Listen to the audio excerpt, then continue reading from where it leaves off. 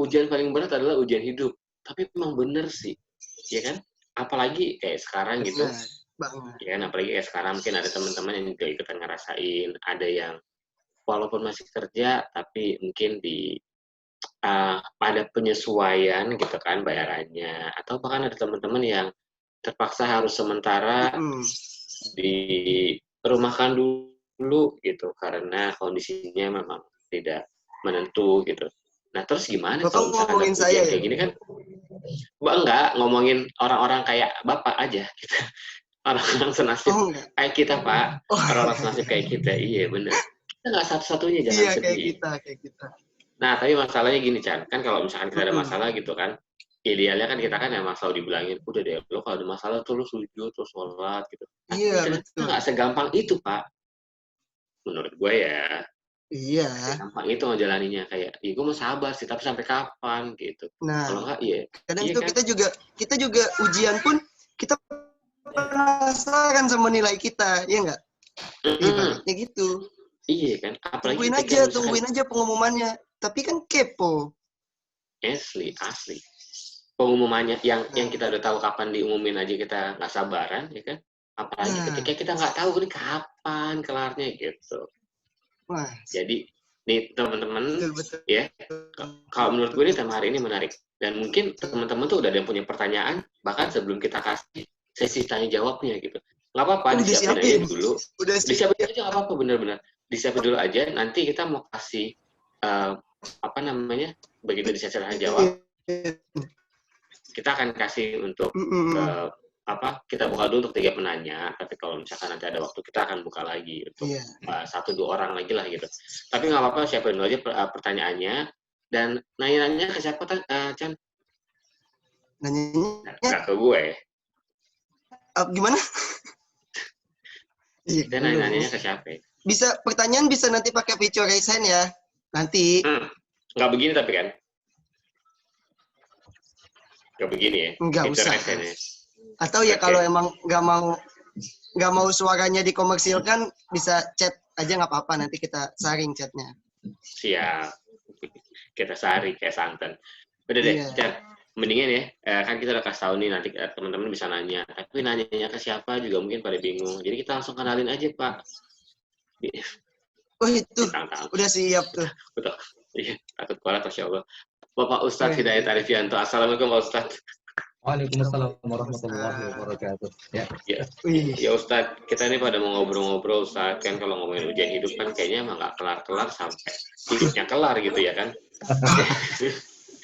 Jadi terutama dalam situasi kayak gini, saya, Ican, dan mungkin juga beberapa teman yang lain juga ngalamin itu, kita gimana sih gitu. Harus nyikapinnya gimana gitu.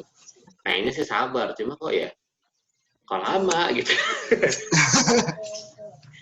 Gimana Ustadz baiknya?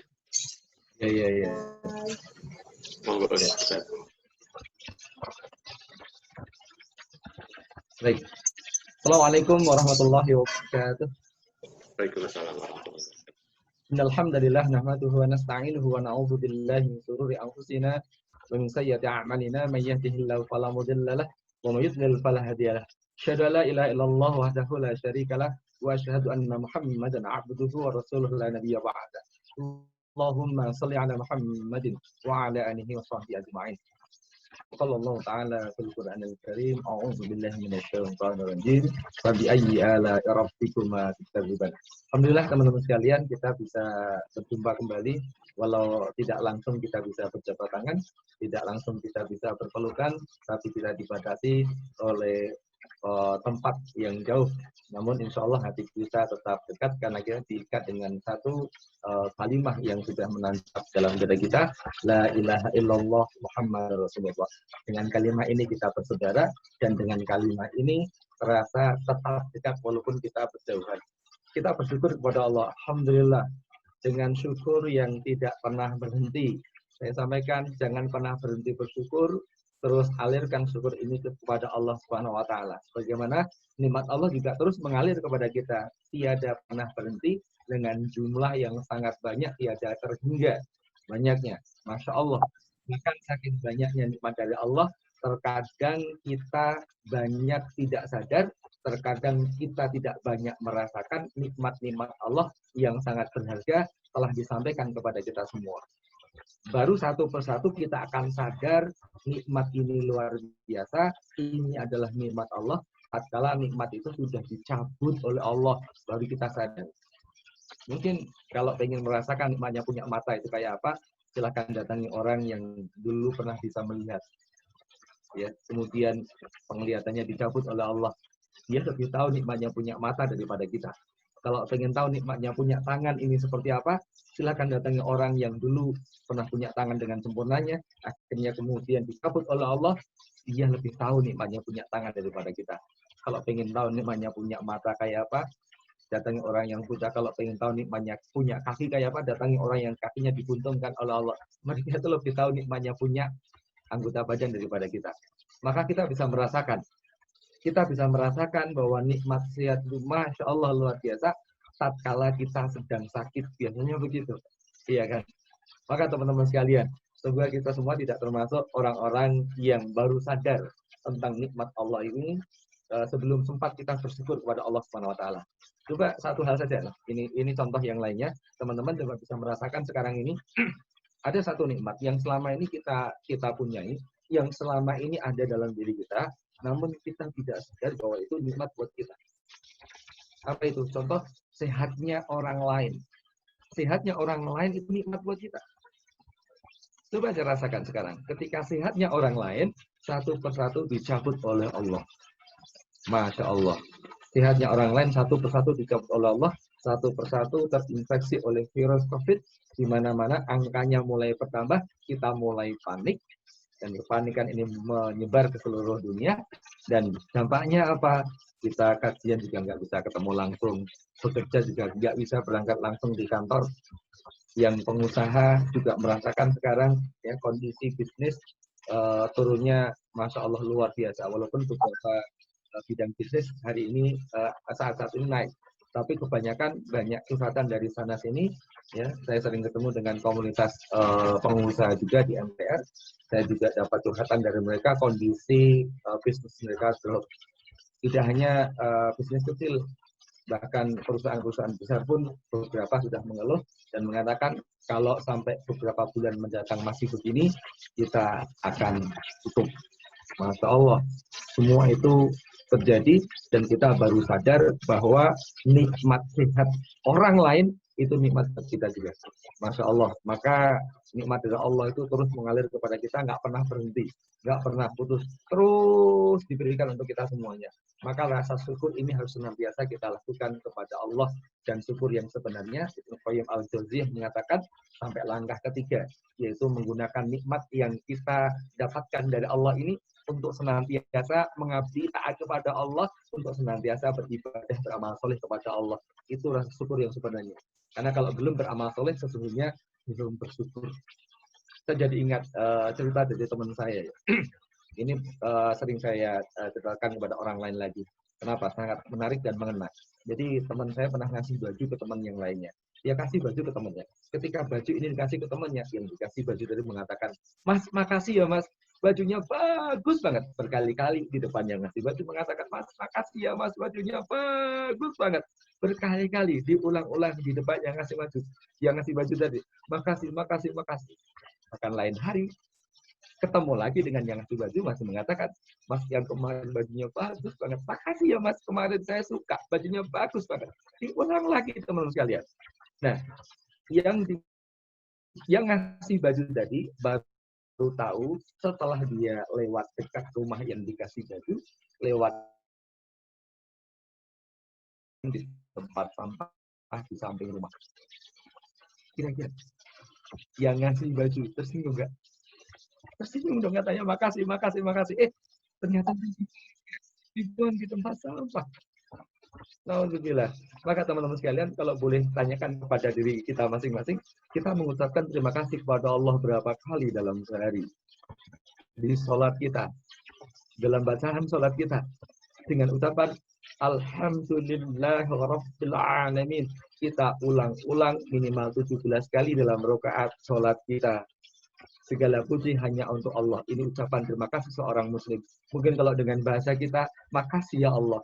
Makasih ya Allah. Makasih ya Allah. Makasih ya Allah. Bahkan kita ulang-ulang berkali-kali. Yang zikirnya pakai alhamdulillah, barangkali akan berulang sampai ratusan kali ucapan alhamdulillah rabbil alamin. Makasih ya Allah, makasih ya Allah, makasih ya Allah. Tapi nikmat dari Allah kita pakai untuk amal saleh atau kita biarkan saja? Atau jangan-jangan justru kita pakai untuk maksiat di hadapan Allah. Bukankah itu namanya menyakiti Allah Subhanahu wa taala? Maka teman-teman sekalian, mari kita gunakan nikmat dari Allah ini untuk senantiasa beramal soleh. Dan kita senantiasa memaksimalkan prestasi kita di muka bumi ini dalam rangka juga taat kepada Allah Subhanahu wa taala. Salawat dan salam semoga selalu tercurah pada Rasulullah Muhammad sallallahu alaihi wasallam yang kita cintai, yang kita rindukan, yang kita mengaku meneladani beliau. Kenapa saya katakan mengaku? Karena banyak hal yang beliau perintahkan, yang beliau larang, sekarang ini belum bisa kita laksanakan dengan sempurna. Namun kita berusaha agar menjadi manusia yang pernah disebut oleh beliau rindukan. Nah, semoga kita semua di sini termasuk orang-orang yang dirindukan oleh Rasul, dan juga rindu kita, rindu Rasul itu akan bersambut nanti ketika kita ketemu dengan Rasul di padang mahsyar. Semoga termasuk orang-orang manusia-manusia yang dikumpulkan di telaga Kautsar, karena di sanalah syafaatnya Rasul, umatnya Rasul itu berkumpul. Insya Allah semoga kita termasuk itu semuanya, dengan kita menjaga cinta kita kepada Rasul, dengan mengikuti dan meneladani apa yang telah dibawa oleh Rasulullah. Satu pedoman yang ditinggalkan kepada kita Al-Quran dan As-Sunnah. Baik teman-teman sekalian, hari ini ngobrolnya judulnya keren ini. Yang lagi pada masa ujian mungkin sering membaca tulisan ini ya, harap tenang sedang ada ujian.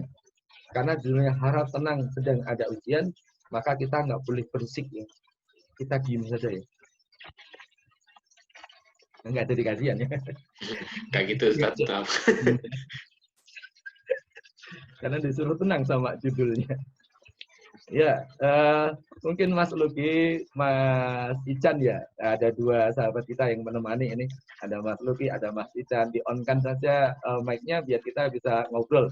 Dan kalau ada pas tolong di ini ya, misalnya suara saya putus-putus atau mungkin kurang keras, tolong disampaikan ya. Atau ada suara yang berisik mengganggu, tolong disampaikan. Oke ya? Iya, Ustaz. Teman-teman sekalian, sekarang ini memang tema tentang ujian, tema tentang sabar. Ya. Ini lagu keras kayaknya. Bukan lagu keras, marak di mana-mana dibicarakan. Semua orang ingin mengkaji tentang kesabaran. Semua orang ingin mengkaji tentang ujian. Yang sebelum-sebelumnya itu belum jarang sekali dibahas tentang tema bagaimana menghadapi ujian, bagaimana kemudian kita harus bersabar menghadapi ujian. Ya, nggak banyak dibahas. Kenapa? Terkadang kita merasa baru sadar diuji oleh Allah kalau bentuk ujiannya ini membuat kita merasa berat atau membuat kita menilai ini sesuatu yang buruk menimpa saya. Kalau ujiannya itu keburukan, baru kita sadar. Kadang-kala kita menganggap ujian dari Allah yang berupa kebaikan itu bukan sebuah ujian. Nah sekarang ketika kita ditimpa pandemi, kita bisa merasakan bagaimana kondisinya, baru merasa ini ujian dari Allah. Padahal kondisi lapang itu juga ujian. Kondisi kaya itu juga ujian. Karirnya naik itu juga ujian buat kita. Bahkan kita sedang rajin beribadah, juga barangkali jadi ujian buat kita semuanya. Nah, kalau sekarang yang mau kita bicarakan barangkali kalau saya dengar pengantar dari teman kita tadi, ada Mas Luki, ada Mas Ican. Nah, mungkin ujian yang dianggap hari ini mungkin berat ya buat teman-teman. Ada yang lagi kerja di PHK. Ada yang di PHK nggak di sini? Kayaknya wajah-wajahnya ada nih yang di PHK ya. Ya, begitu deh kurang lebih Ustaz. Mas, gitu ya. Ada yang gajinya dipotong separuh ya, karena perusahaan punya alasan. Ya. Ya hadir oh, saya. Ya. Oh alhamdulillah. Alhamdulillah betul. Berat banget ya. Alhamdulillah. Alhamdulillah. Siap. Yang belum dipotong ya, ngajuin sama pimpinannya. Tolong nggak bisa dipotong. Biar bisa sama. Alhamdulillah ya. Nah, ada juga ya yang istri nggak kerja ujiannya apa? Yang nggak kerja ujiannya dapat nafkah dari suaminya juga berkurang ya. Harus sabar, harus berhemat ya. Walaupun ada beberapa orang yang tiba-tiba penghasilannya naik hari ini. Kenapa? Karena dia mungkin bisnisnya bisnis online ya. Layanan jasa dia online itu banyak digunakan oleh orang. Hati-hati, itu bisa jadi juga ujian. Maka judul ini cocok untuk semuanya, yang merasakan lagi berat maupun yang merasakan lagi lapang, ujian itu cocok. Sebagaimana kalau kita pernah ingat bagaimana Allah sudah mengingatkan kepada kita, tidak cuma di satu ayat, dengan kalimat yang sama, kalimat depannya sama ya. Am hasibatum an tadkhulul jannah.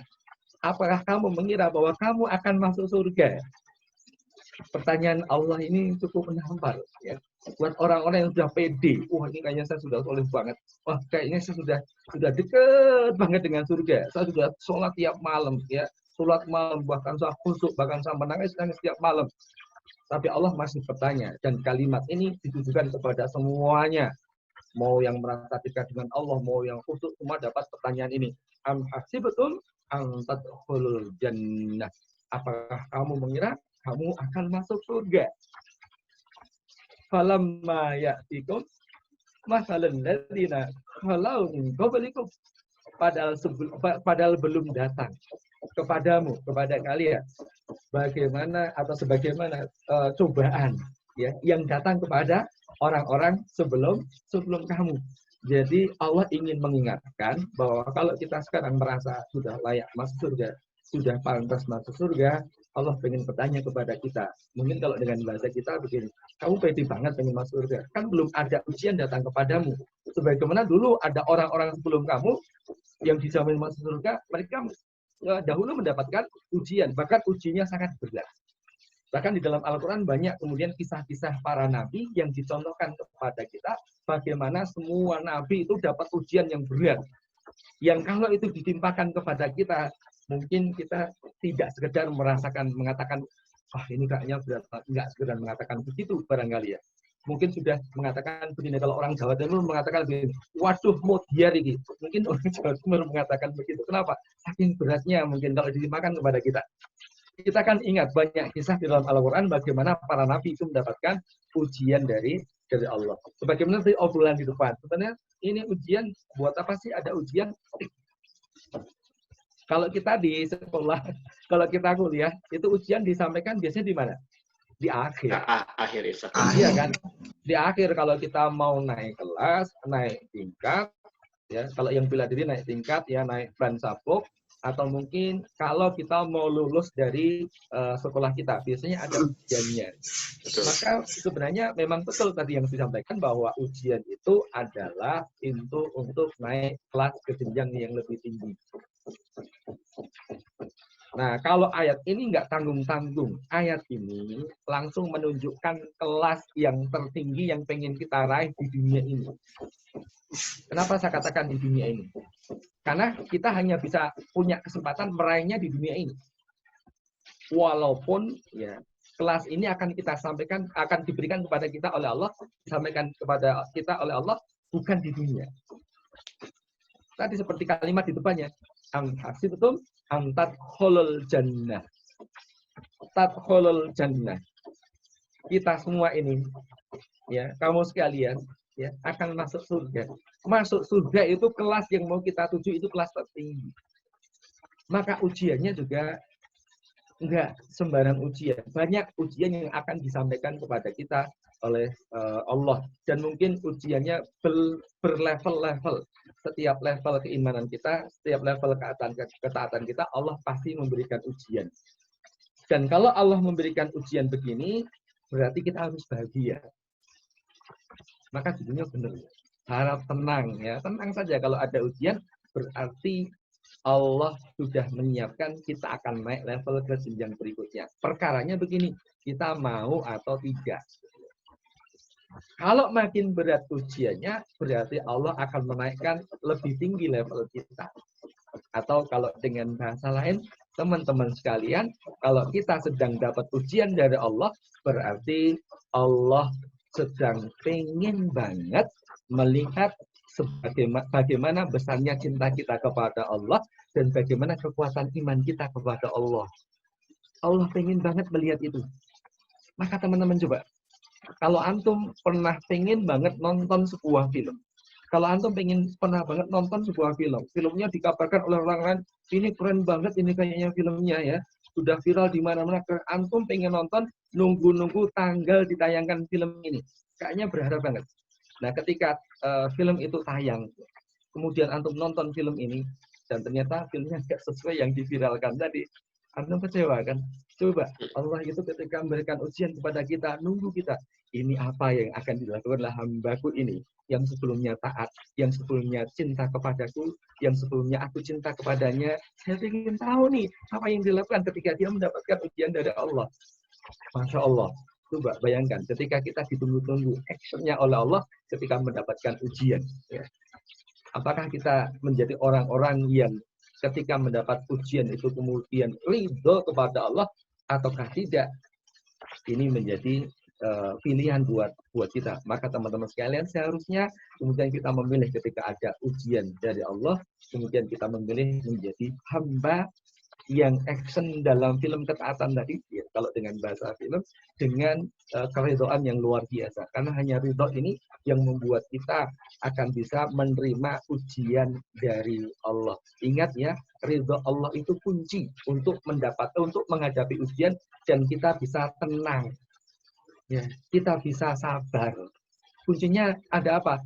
Ada pada apa? Ada pada ridho pada ujian dari Allah. Ridho kepada Allah. Apa yang ridho? Kerelaan, keikhlasan untuk mendapatkan ya ujian tadi, atau untuk menghadapi sesuatu yang telah diberikan oleh Allah, atau kalau dengan bahasa lain untuk menghadapi qadha-nya Allah, ketetapan Allah yang kita nggak punya pilihan sama sekali. Dan ketetapan ini bisa baik, bisa juga buruk.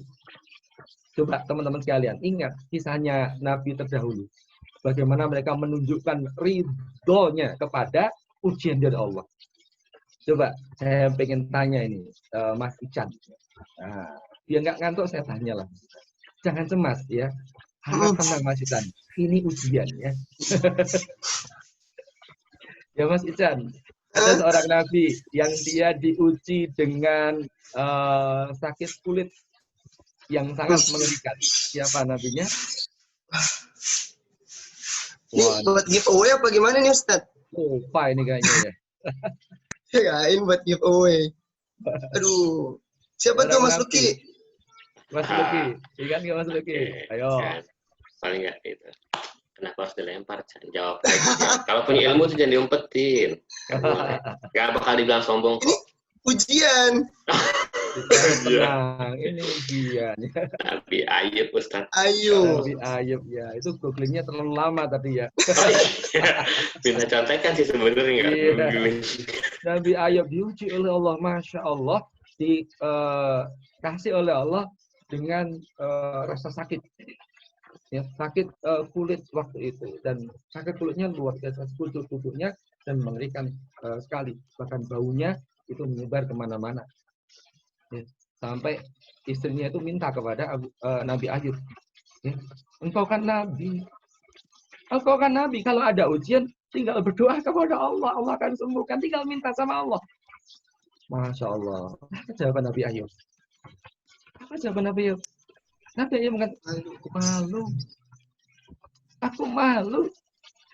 Allah itu ngasih sehat kepada aku itu sudah 72 tahun. 72 tahun itu dikasih sehat terus sama Allah, sehat terus sama Allah. Ini aku dikasih sakit baru 7 tahun. Ada ulama lain yang menceritakan di kitabnya bukan 7 tahun tapi 18 tahun. Coba bayangin. Mas Ican pernah sakit kulit ya, seluruh tubuhnya ya agak membusuk dan berbau selama 7 tahun, itu ngerinya kayak apa? Nabi Ayub masih mengatakan, Masya Allah, masih mengatakan begini, mau berdoa sama Allah aja malu. Kenapa? Allah udah ngasih saya 72 tahun sehat. Ini baru dikasih sakit kulit 7 tahun. So saya mau berdoa kepada Allah, minta agar ini diambil oleh Allah. Ini menunjukkan kepada kita bagaimana sabarnya seorang nabi, ridhonya Ayub kepada Allah atas ujian yang diberikan kepada Nabi Ayub. Ini bukan berarti kita nggak boleh berdoa ya. Ya, kita justru diperintahkan oleh Allah, ya kalau syariat yang diberikan kepada kita adalah Qur'ani, astajib lakum, berdoalah maka aku akan kabulkan kata Allah. Maka kita tidak dihalangi untuk berdoa. Hanya yang kita contoh apanya? Sabarnya Nabi Ayub dan ridhonya beliau atas ujian yang diberikan oleh Allah kepadanya. Coba saya akan ngambil yang baru saja oleh kaum muslimin diingat. Bahkan kemudian syariatnya disyariatkan kepada kita. Apa itu? Peristiwa yang diabadikan oleh Allah, salah satunya, nggak cuma di satu ayat, salah satunya di Quran surat As-Saffat ayat 102. Ujian lagi nih, buat Mas Luki. As-Saffat ayat 102, cerita tentang apa Mas Luki? Besok-besok kayaknya saya nggak mau jadi MC lagi nih. Pokoknya kalau saya ngisi, pasti 2 orang ini mundur ya. Oh iya pasti. Ini nggak ada bocoran kayak gini dari panitia ya sebelumnya. Iya. Saya kasih bocorannya ya. Falamma balagha ma'hu sa'ya. Falamma balagha ma'hu sa'ya. Maka tatkala usianya sudah sanggup bersama-sama dengan Ibrahim. Nah, kalau udah sampai di situ pasti ingat. Ini kisahnya Nabi Ibrahim dengan Ismail. Qala Ibrahim mengatakan, ya bunayya, inni arafil manami anni azhabuka. Sesungguhnya aku melihat dalam mimpiku, aku menyembelihmu, kata Ibrahim kepada Ismail. Qala Ismail menjawab kata-kata ayahandanya ini, qala ya abadis al ma tu'mar. Wahai ayahku, wahai ayahanda. Abati itu gabungan dari sapaan ya, yang mengandung rasa sayang dan mengandung rasa hormat. Ya abatif al-matukmat. Ya abatif al-matukmat. Wahai ayahanda, lakukan apa yang telah diperintahkan kepadamu. Bahkan nggak cuma menjawab begitu, Ismail mengatakan begini. Satajiduni insyaallahu minas sabirin. Ismail meyakinkan lagi kepada ayahandanya dengan kata-kata yang cukup tenang banget ya. Cocok dengan judul kita. Sesungguhnya engkau akan mendapatiku termasuk orang-orang yang bersabar.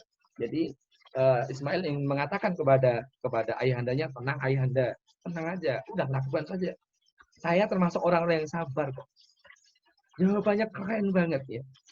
Dan perintah Allah kepada Nabi Ibrahim itu ujian buat kita. Terlihat bagaimana ketika Ibrahim itu kemudian benar-benar menyembelih putranya Ismail, ya ternyata berkali-kali putranya disembelih. Tidak mempan itu pedang menembus lehernya Ismail sampai Allah melalui malaikat Jibril menyampaikan, cukup Ibrahim, Allah sudah tahu ketaatanmu. Ya, ternyata ini ujian dari Allah. Ya itu ujian, ya namanya ujian itu berat. Yang kalau kita lalui, ya kita akan naik di level takwa yang lebih tinggi lagi. Maka Ibrahim ujiannya luar biasa, menyembelih putranya. Nabi Ayub ujiannya sakit sekujur tubuhnya, sekujur tubuhnya di kulitnya. Belum lagi ujian yang lainnya, Masya Allah berat sekali. Kalau sekarang kita lagi dapat ujian begini, kemudian kita mengatakan, aduh ini kayaknya berat banget, nggak sanggup melalui. Kita harusnya malu pada para nabi, malu pada para sahabat dan ulama-ulama yang dulu juga mendapatkan ujian dari Allah. Lalu bagaimana teman-teman sekalian agar ujian ini kita bisa hadapi dengan ringan? Ada janji dari Allah kepada kita semuanya. Ya. Kita harusnya banyak baca Al-Quran sehingga kita tahu ketika Allah itu memberikan cobaan yang berat, ketika Allah itu memberikan beban yang berat kepada kita, Allah itu juga ngasih motivasi. Jadi kasih ujian tapi Allah ngasih motivasi, dan motivasinya barangkali lebih kuat daripada ujiannya. Ini ayat yang antum semua sudah hafal ya. Wadduha, demi waktu duha, wal laili idza saja, demi malam apabila telah sunyi. Wadduha, waktu duha itu waktu yang kira-kira kalau kita rasakan enak ya. Kalau sekarang kira-kira jam 7 lah. Jam 7 itu waktu duha. Belum panas, tapi dinginnya juga sudah mulai hilang, anget tapi nggak panas, ya. Kemudian cerah, matahari juga cerah, pagi-pagi kita rasakan enak, rasanya nyaman sekali. Kemudian Allah juga bersumpah demi waktu malam. Apabila telah sunyi, malam yang telah sunyi itu malam yang gelap, malam yang pekat. Mungkin kalau dengan bahasa lain, Allah bersumpah dengan dua kondisi. Kondisi yang cerah menyenangkan dan kondisi yang sangat gelap gulita, kondisi yang nggak enak buat manusia. Allah bersumpah, wadduha wal-laili idza sajada. Allah katakan begini, ma wadda'aka rabbuka wa ma qala. Tuhanmu tidak akan meninggalkan engkau.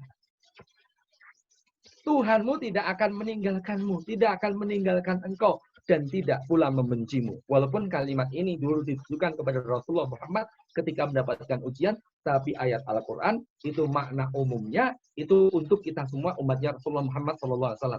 Maka teman-teman, kalau dalam situasi sulit, yang muncul dalam hati kita, tidak boleh ada pandangan negatif sedikit pun pada kondisi, apalagi pada Allah Subhanahu wa Ta'ala.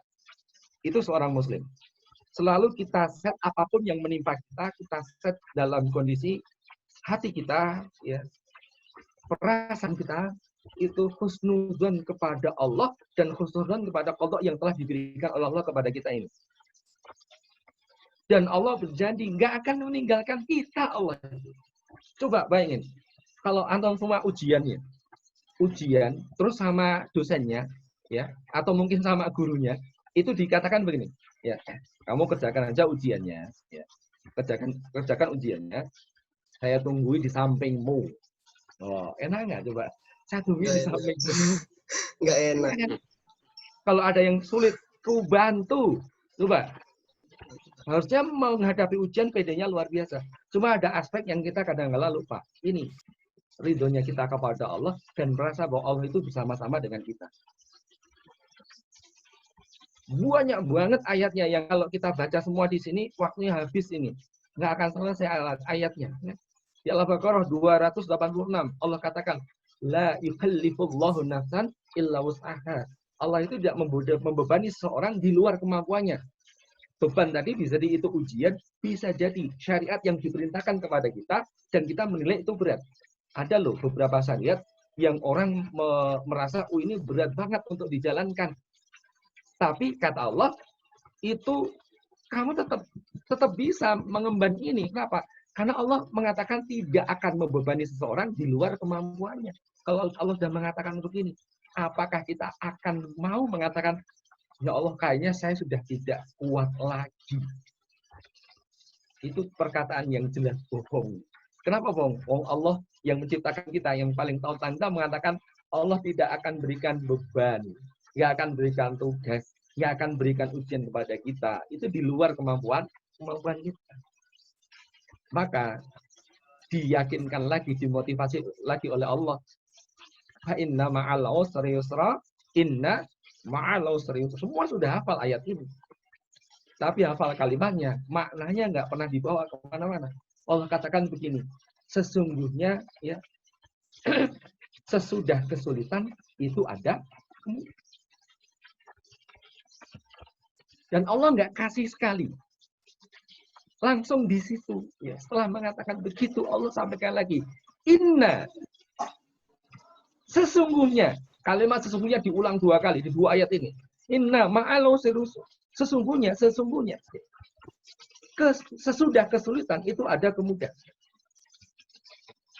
Bahkan di sini kalimatnya dimaknai juga oleh para ulama dengan kalimat sesungguhnya bersama kesulitan itu ada kemudahan. Masya Allah, sesungguhnya bersama kesulitan itu ada kemudahan. Jadi kalau teman-teman sekarang sedang merasakan sulit, harusnya bahagia. Kenapa bahagia? Berarti ada kemudahan yang dekat dengan saya. Hanya kita oleh Allah diminta kreatif mencarinya. Ada apa ya peluang yang bisa kita ambil dalam situasi begini? Masya Allah, coba kalau kita husnudzon kepada Allah, maka kita akan ingat pesan-pesan Allah dalam Quran, dan kita akan ingat dengan ayat ini, dan kita termotivasi. Masya Allah, oh iya, bersama ini pasti ada kemudahan. Nggak mungkin Allah bohong. Bahkan Allah menegaskan 2 kali. Ya. Inna, berikutnya inna, sama ma'al usri yusra. Bersama dengan kesulitan itu ada kemudahan. Coba mau kurang apa lagi ya kalau Allah sudah mengatakan begitu. Nah, terus begini, kok saya masih merasa berat ya? Padahal Allah sudah janji begitu. Mungkin ada beberapa hal yang selama ini belum kita lakukan. Apa itu? Ada kewajiban yang sering dilupakan oleh umat Islam. Bahkan oleh Imam Ghazali itu pernah dikatakan tentang hal ini. Nggak saya sebut itu apa. Imam Ghazali itu mengatakan di antara umat Islam ya itu sangat sedikit yang memahami tentang hal ini. Ya, tentang hal ini itu sangat sedikit banget. Dan dari sedikit umat Islam yang memahami tentang hal itu, yang memahaminya itu dengan benar, ya, dengan benar-benar tepat, itu lebih sedikit lagi. Dari yang lebih sedikit lagi, ya, yang sudah memahami dengan benar tadi, itu sangat sedikit orang yang bisa melakukan dengan maksimal, dengan sempurna maksudnya. Apa itu yang disebut oleh Imam Ghazali tadi? Itu adalah tawakal kepada Allah Subhanahu wa taala. Nah, kita jarang melakukan tawakal kepada Allah, ya. Jarang sekali, bahkan ini kita lupakan. Dan tawakal itu tidak hanya ketika kita mendapatkan ujian dari Allah. Kalau boleh saya tanya ini, Mas Luki, Mas Ican, tawakal itu artinya apa ya, Mas Luki? Yang saya tahu tawakal sih itu apa ya? Ya, yang saya tahu sih artinya berserah, Ustaz. Oh, berserah diri kepada Allah. Ya, kalau Mas Ican, tawakal itu apa? Sama sih Ustaz, cuman Nggak bisa sama. Berserah diri setelah sebelumnya itu kita melakukan yang terbaik sih. Oh, ini ada tambahan nih dari Mas Ican. Iya. Berserah diri. Setelah dari saya, Ustaz. Ya. Oh ya. Berserah diri setelah melakukan usaha yang terbaik ya. Iya. Jadi usaha dulu yang terbaik baru berserah diri. Mungkin Mas Ican ingat dengan hadis ya. Saya potong ya. Jadi dulu seorang sahabat datang ke Rasul, kemudian ada obrolan yang ini saya kutip untuk menyampaikan hal ini karena waktunya pendek. Sahabat tadi itu ditanya oleh Rasul, untamu di mana? Untamu kamu tahu di mana? Sahabat tadi mengatakan, ya aku lepaskan untaku di luar ya Rasulullah. Kemudian aku bertawakal kepada Allah. Apa kata Rasul? Ikilhu wa tawakkal 'ala Allah. Ikatlah dan bertawakallah kepada Allah. Kata Rasul, ikatlah dan bertawakallah kepada Allah. Memerintahkan kepada sahabat tadi. Jadi diminta mengikat unta dan bertawakal kepada Allah. Nah, huruf wawu di sana itu bukan wawu bermakna tartib menunjukkan urutan, tapi wawu kata hubung saja, menghubungkan antara mengikat ya. Kalau kemudian tadi saya hubungkan dengan jawabannya Mas Ican, berarti usaha, kemudian ada tawakal Allah, berserah diri kepada Allah. Nah, di situ bukan bermakna ikatlah kemudian bertawakallah kepada Allah. Bukan bermakna begitu. Nah, kalau searching di internet itu pasti di situ ditulis kemudian bertawakallah kepada Allah. Yang tepat sebenarnya ikatlah dan bertawakallah kepada Allah. Kenapa? Karena antara perintah untuk berusaha mengikat tadi dengan tawakal itu tidak ditunjukkan lebih dahulu yang mana. Tapi Rasul ingin menekankan jangan tinggalkan aktivitas berusaha. Jadi jangan tinggalkan aktivitas berusaha. Jadi tetap berusaha dan tetap bertawakal kepada Allah. Nah, bahkan kalau kita baca di ayat yang telah diberikan oleh Allah kepada kita semuanya, A'udzubillahi minasyaitonirrajim, fa idza azamta fatawakkal 'ala Allah, innallaha yuhibbul mutawakkilin.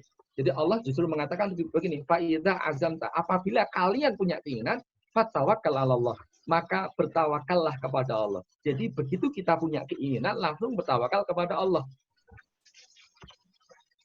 Allah katakan begitu. Berarti sebelum berusaha kita bertawakal kepada Allah. Bukan setelah berusaha, Mas Ican. Tapi sebelum berusaha, kita juga sudah bertawakal kepada Allah. Kalau kita punya suatu urusan atau harapan. Terus, berarti kita lakukan setiap saat. Ya, nggak mungkin kan kita dalam sedetik pun di dunia ini nggak punya harapan sama sekali kan. Walaupun harapannya harapan yang kecil lah. Misalnya sekarang Mas Ican belum sarapan, kelihatan wajahnya agak pucat. Misalnya punya harapan ada yang nganter kopi, ada yang nganter sarapan, begitu. Udah nikah belum Mas Ican? Alhamdulillah belum Ustaz. Oh, Lagi usaha alhamdulillah. Ustadz, minta tolong didoain katanya. Sudah disyukuri ya, alhamdulillah belum. Ya, Kan harus bersyukur, Ustaz. iya, harus bersyukur ya. Bisa aja, Chan. Ya, wah saya pengen sarapan. Hanya sekedar berada pada sarapan. Nggak boleh ya menginginkan sarapan itu kecuali dengan kita sertai dengan tawakal kepada Allah. Apa itu tawakal? Ya, tawakal itu bermakna menyerahkan, mewakilkan urusan kita. Kalau tawakal kepada Allah berarti menyerahkan urusan kita, kita sandarkan hati kita kepada Allah dalam rangka meraih kebaikan atau menghindarkan diri dari keburukan.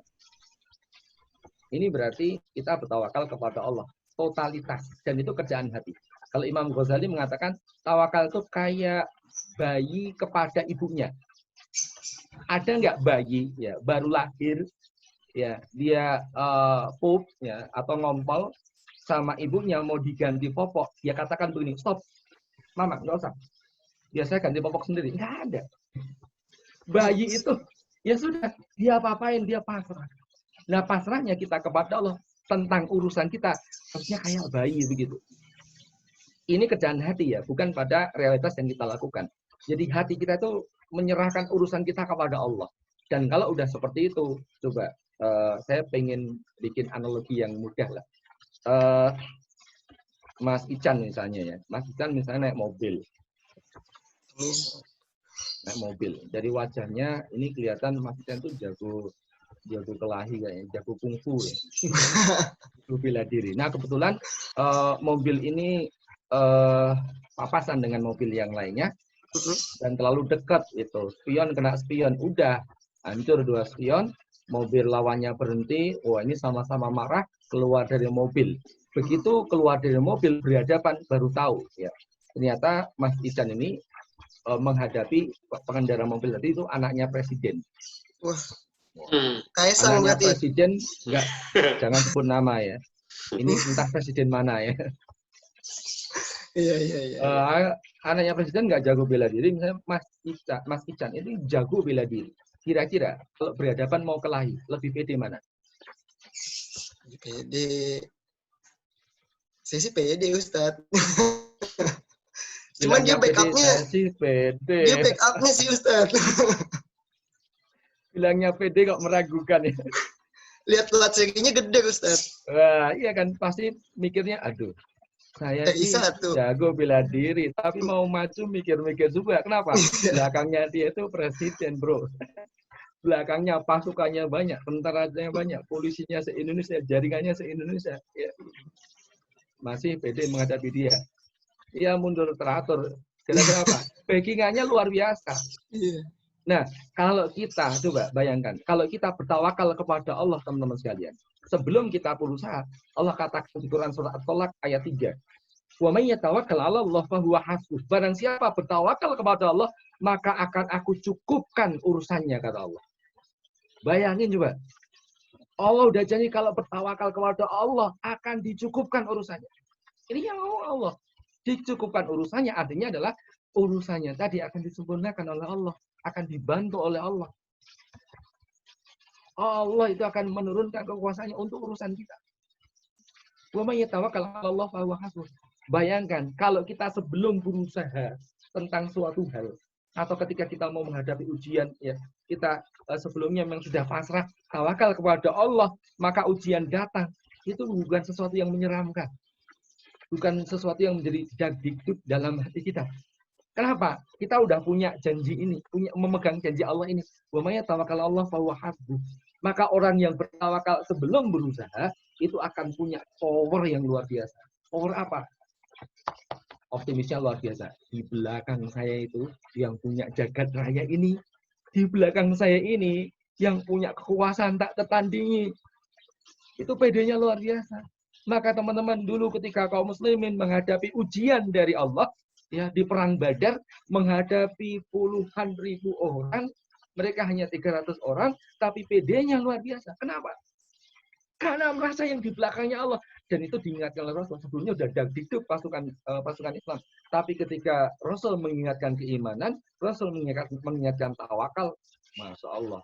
Mereka malu sendiri kenapa harus takut. Allah bersama kita. Dan kalau sudah seperti itu, tawakalnya sempurna, maka nanti ketika menghadapi ujian, Allah juga akan bantu kita. Fahuwa hasbuh tadi. Maka kunci yang pertama adalah tawakal kepada Allah, dan ini perintah Allah, wajib, bukan pilihan. Nah, coba kalau kita sudah bertawakal kepada Allah, ya, insya Allah ujian itu bisa kita hadapi juga dengan tenang. Ada banyak hal yang kemudian diajarkan oleh Rasul juga kepada kita, yang ini kalau kita lakukan, maka ketika kita menghadapi kesulitan, ketika kita menghadapi ujian, Allah akan memudahkan. Ya. Salah satunya, saya sebut salah satunya karena masih banyak hal yang lainnya. Rasul pernah menyampaikan kepada kita semuanya, barang siapa memperbanyak istighfar kepada Allah, mohon ampun kepada Allah, astagfirullahaladzim, niscaya Allah akan memberikan jalan keluar dari setiap kesedihan. Kalau kita sedang dilanda sedih, Allah akan berikan jalan keluar. Dan kelapangan untuk setiap kesempitan. Dan rizki dari arah yang tidak disangka-sangka. Ini jarang kita ucapkan dengan ucapan yang banyak. Kenapa? Di sini dikatakan memperbanyak istighfar. Melazimkan istighfar. Maksudnya apa? Dibiasakan beristighfar dalam situasi apapun, dalam keadaan apapun, kita perbanyak istighfar. Bahkan sehari harusnya bisa ribuan kali kita beristighfar. Maka dalam zikir pagi kita, kalau sering baca zikir pagi, kalimat yang paling banyak diucapkan apa? Yang dilafazkan. Istighfar kepada Allah. Kenapa begitu? Janjinya Allah akan diberikan jalan keluar, akan diberikan kelapangan, akan dikasih rezeki dari jalan yang tidak disangka-sangka. Kalau kita sering beristighfar. Dan Masya Allah, ini sudah dibuktikan oleh ulama, dibuktikan oleh banyak orang, bahkan nggak cuma ulama yang membuktikan, ya, kaum muslimin dulu juga sering membuktikan, bahkan dicoba saja teman-teman. Tapi kalau Mas Ican nyoba, ya, saya sudah istighfar. Tapi kok tetap saja ya sempit. Nah, mungkin sebelumnya belum banyak beristighfar. Harusnya perbanyak dulu istighfar. Oh, berarti udah telat ya, berarti nggak usah istighfar. Bukan begitu ya.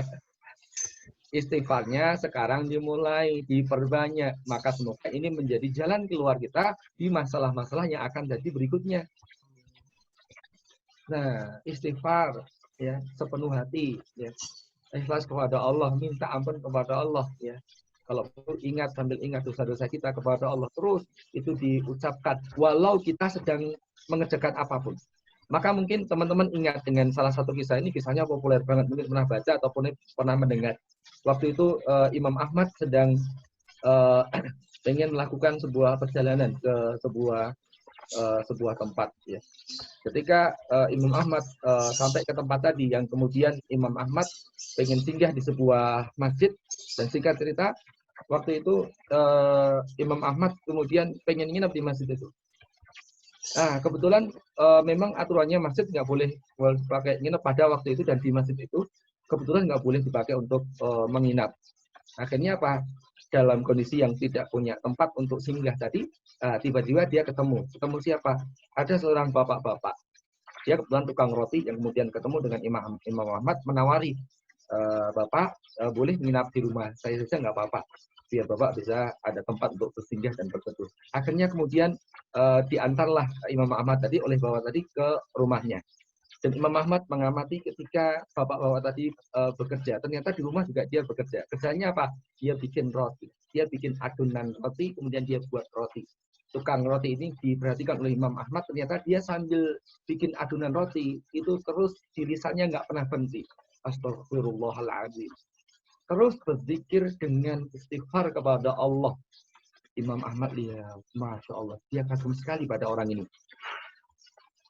Tidak dalam kondisi merasa bersalah, ya, tapi terus beristighfar kepada Allah, terus mengurangi mohon ampun kepada Allah.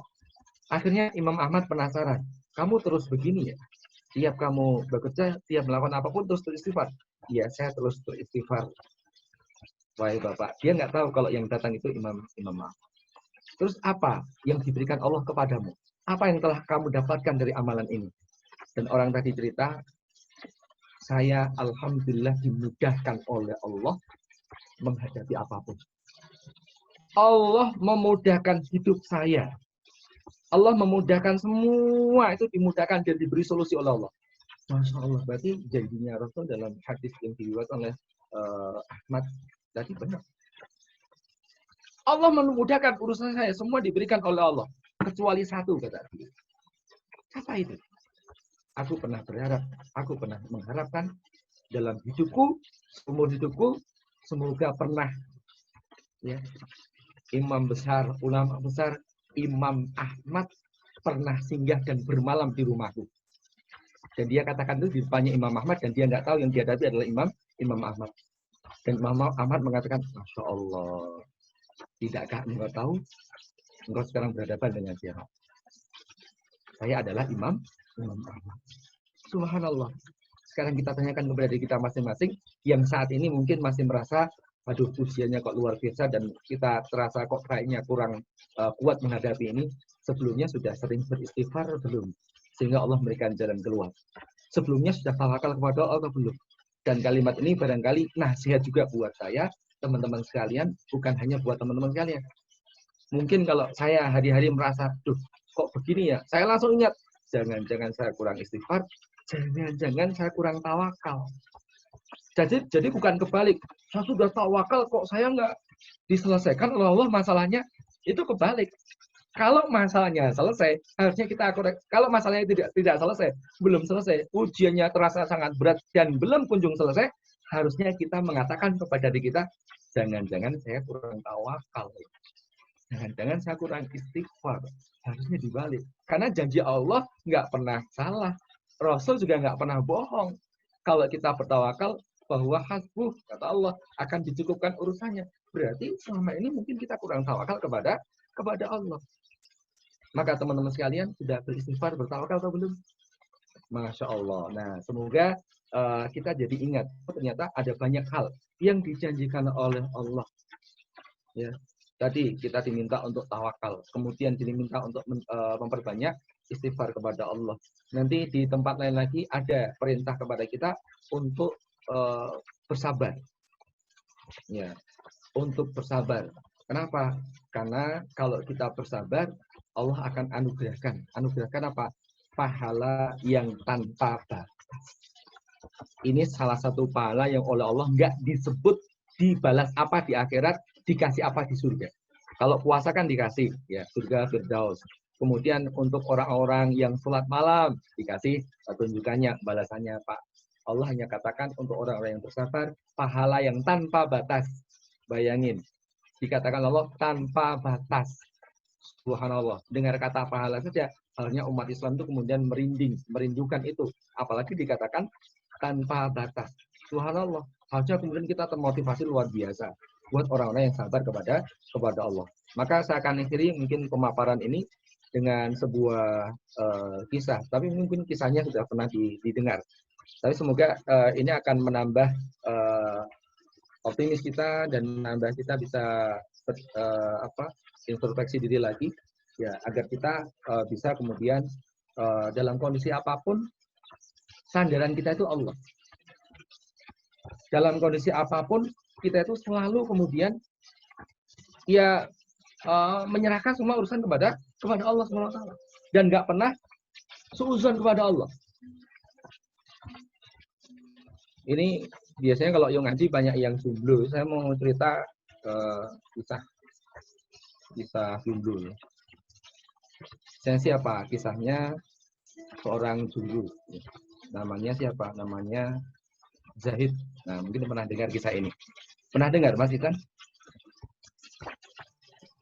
Zahid. Lupa-lupa ingat ya. Kuburan, Ustaz. Lupa-lupa ingat. Nah, jadi Zahid ini memang mendapatkan ujian dari Allah. Apa ujiannya? Dia jomblo. Jomblonya sudah sampai usia 35 tahun. Mas Ikan usianya berapa sekarang? Masih aman, Ustaz. Oh, masih Mas aman Luki. Ya. Mas Luki umurnya berapa, Mas Luki? Udah, nggak usah. Ini lagi ceritain Mas Ican sama Ucan. Udah, kalau Ucan ini lempar-lemparan ini ya. Iya, Ustaz. Ya. Jangan Anda anggap aman, karena mati bisa datang setiap saat.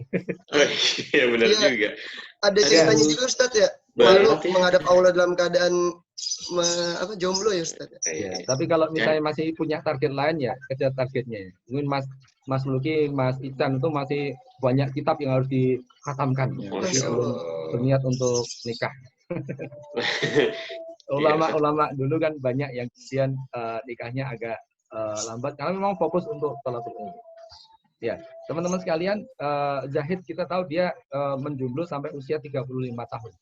Jomblo di usia 35 tahun. Belum menikah juga, padahal yang lain sudah menikah. Kenapa? Karena memang Zahid itu secara perwajahan, beliau termasuk sahabat Nabi, mohon maaf kalau dari sisi fisiknya bisa kita katakan jelek. Dia jelek, saking jeleknya nggak ada yang mau sama dia.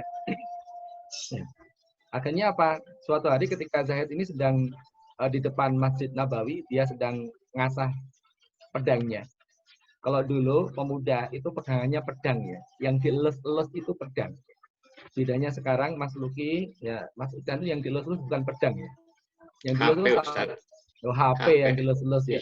Karena senjata berjuangnya sekarang beda. Senjatanya pakai HP ya sekarang.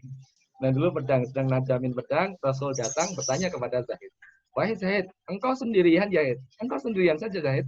Apa kata Zahid? Zahid mengatakan, ya Rasulullah, Allah bersama saya ya Rasulullah. Masya Allah. Sebenarnya Rasul itu tanya begini, kamu sendirian nggak menikah, nggak sama anak istri. Maksudnya begitu.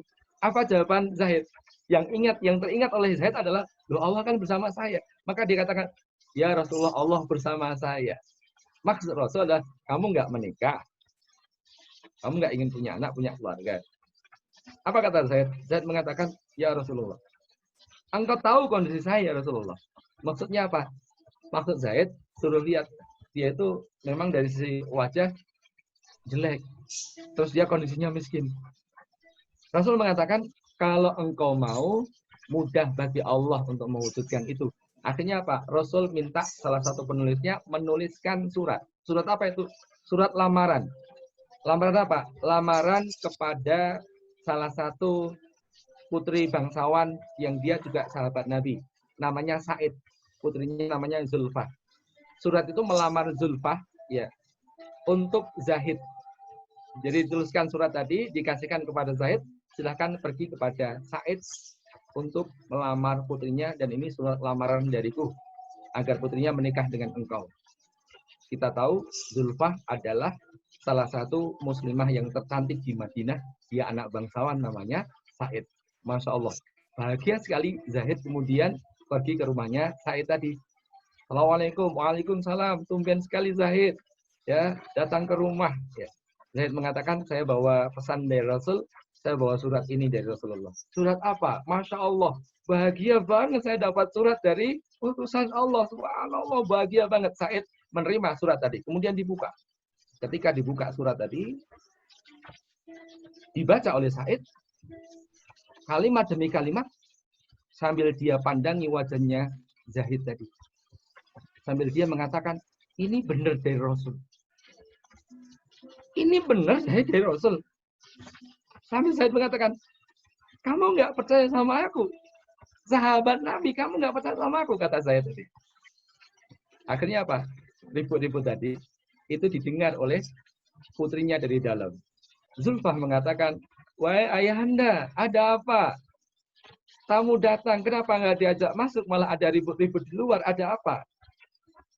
Ketika mendengar putrinya menyeru seperti itu, dipanggillah putrinya keluar oleh ayahandanya. Putriku silahkan sebentar keluar, ini ada urusan yang perlu saya sampaikan. Ketika keluar, kemudian Said tadi menyampaikan kepada Zulfah putrinya, wahai putriku Zulfah, sungguh ini ada datang seorang laki-laki, namanya Zahid, datang untuk melamarmu. Bagaimana pendapatmu? Begitu melihat wajahnya Zahid, Zulfah tadi, astagfirullah ayahanda, nangis. Zulfah itu nangis, histeris. Ayahanda, kenapa harus dengan pemuda ini? Bukankah banyak sekali pemuda-pemuda yang soleh, yang rupawan, yang ganteng-ganteng, yang juga kaya, yang juga bangsawan, yang bisa menikah dengan hamba ayahanda. Kenapa harus dengan pemuda ini ayahanda? Dia nangis, teman-teman sekalian. Masya Allah. Ketika begitu jawaban dari putrinya, akhirnya apa? Said menyampaikan kepada Zahid tadi, Zahid, kamu sudah tahu jawabannya? Ini jawaban dari putriku. Loh, ini dari putriku. Ya. Dari putriku langsung, bukan dari Silakan sekarang kembali kepada Rasulullah. sampaikan kepada Rasul, begitu dengar kata-kata Rasul tadi. Begitu Zulfah mendengar kata-kata, sampaikan kepada Rasul, surat lamaran ini ditolak oleh anak saya. Zulfah langsung mengatakan, kenapa sebut-sebut nama Rasul? Kenapa ayah Anda bawa-bawa nama Rasul ke sini? Ayahnya mengatakan, putriku, tahukah engkau ini surat adalah surat dari Rasulullah Muhammad, ditulis oleh penulisnya. Dan isi surat ini melamarkan engkau untuk menikah dengan Zaid. Astagfirullah, beristighfar lagi. Zulfah beristighfar dan mohon ampun kepada Allah. Ya Allah, ampuni hamba durhaka kepada Rasulmu, ya Allah. Ayah Anda jangan sampai pemuda ini pulang kepada Rasul. Ayah Anda jangan sampai pemuda ini pulang kepada Rasul. Hamba sudah durhaka kepada Allah dan Rasulnya, ayah Anda. Hamba mohon ampun kepada Allah. Saksikan demi Allah, demi Rasulnya. Saya terima lamaran sang pemuda ini dan saya siap menikah dengan sang pemuda ini. Bahagia banget Zahid tadi. Mendengar jawaban tadi. Akhirnya dia kembali ke Masjid Nabawi. Dia sujud syukur di sana. Dan Rasul melihat tingkah lakunya Zahid sudah tahu ya. Ini pasti ada kabar gembira. Dan kemudian Rasul tanya kepada Zahid. Wahai Zahid, engkau sudah bersiap untuk pernikahanmu? Siap apa ya Rasul? Ya, persiapan harta untuk membeli mahar, kemudian mempersiapkan segala macam untuk pernikahan. Ya Rasulullah, engkau tahu kondisi hamba ya Rasulullah. Hamba ahlu sufah. Jadi selain dia jelek, miskin lagi. Ya, makanya banyak yang nggak mau. Akhirnya apa? Udahlah, sekarang pergi kepada Abu Bakar, pergi kepada Abdurrahman bin Auf dan beberapa sahabat yang lain. Akhirnya dari Abdurrahman bin Auf, dari Abu Bakar, dan dari beberapa sahabat yang lain, mendapatkan uang kurang lebih ada 80 dinar. Dan 80 dinar dia bawa, dia bagi dua. 40 dinar dia simpan untuk belanja nanti penghidupan dia ketika berkeluarga. Dan 40 dinar dia belanjakan perlengkapan pernikahan dia. Wah, beli macam-macam, dia bahagia banget besok mau menikah, dia beli belanja semuanya, dipersiapkan untuk menikah. Begitu dia belanjakan 40 dinar tadi, dia kembali ke Masjid Nabawi. Dan sampai Masjid Nabawi, dia kaget karena banyak kaum muslimin berkumpul di situ. Dia tanya kepada orang-orang, sebagian sahabat Nabi yang ada di sana. Wahai sahabat sekalian, ini ada apa? Kenapa semuanya berkumpul di sini? Bukankah nikah saya bukan hari ini? Kenapa berkumpul semuanya di sini? Tahukah engkau Zahid, kami berkumpul di sini? Kami memenuhi seruan dari Allah dan Rasulnya. Rasulullah itu menyeru kepada kita untuk berkumpul karena sekarang pasukan orang-orang kafir sudah siap menyerang kita dan kita harus berjihad di jalan Allah.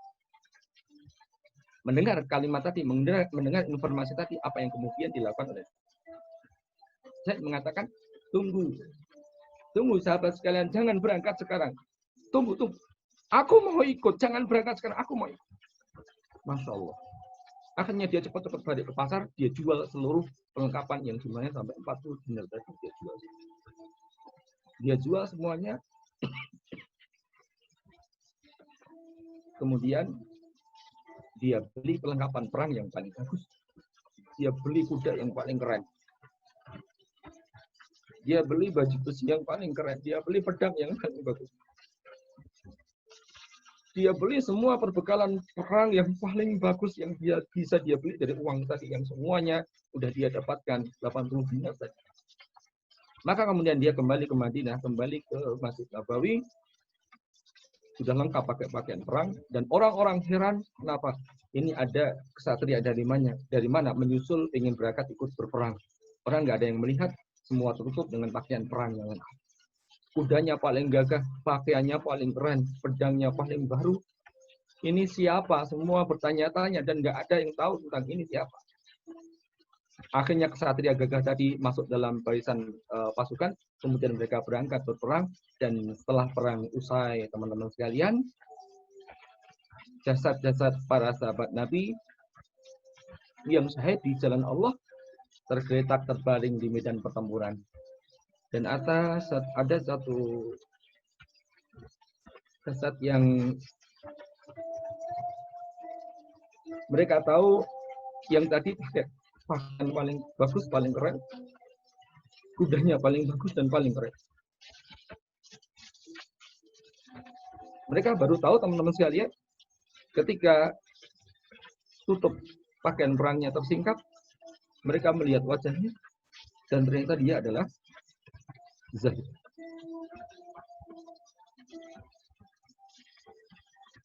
Dia adalah Zahid yang kemudian sudah menghadap Allah dalam kondisi begitu. Dia syahid di jalan Allah. Dan kabar ini sampai ke telinganya Zulfah di Madinah. Apa yang kemudian terucap dari lisannya Zulfah? Zulfah mengatakan dan berdoa kepada Allah, ya Allah, hamba memang tidak bisa menikah dengan pemuda soleh ini di sini. Tolong ya Allah nikahkan hamba di surga. Ya Allah nikahkan hamba di surga. Masya Allah teman-teman sekalian. Bayangin.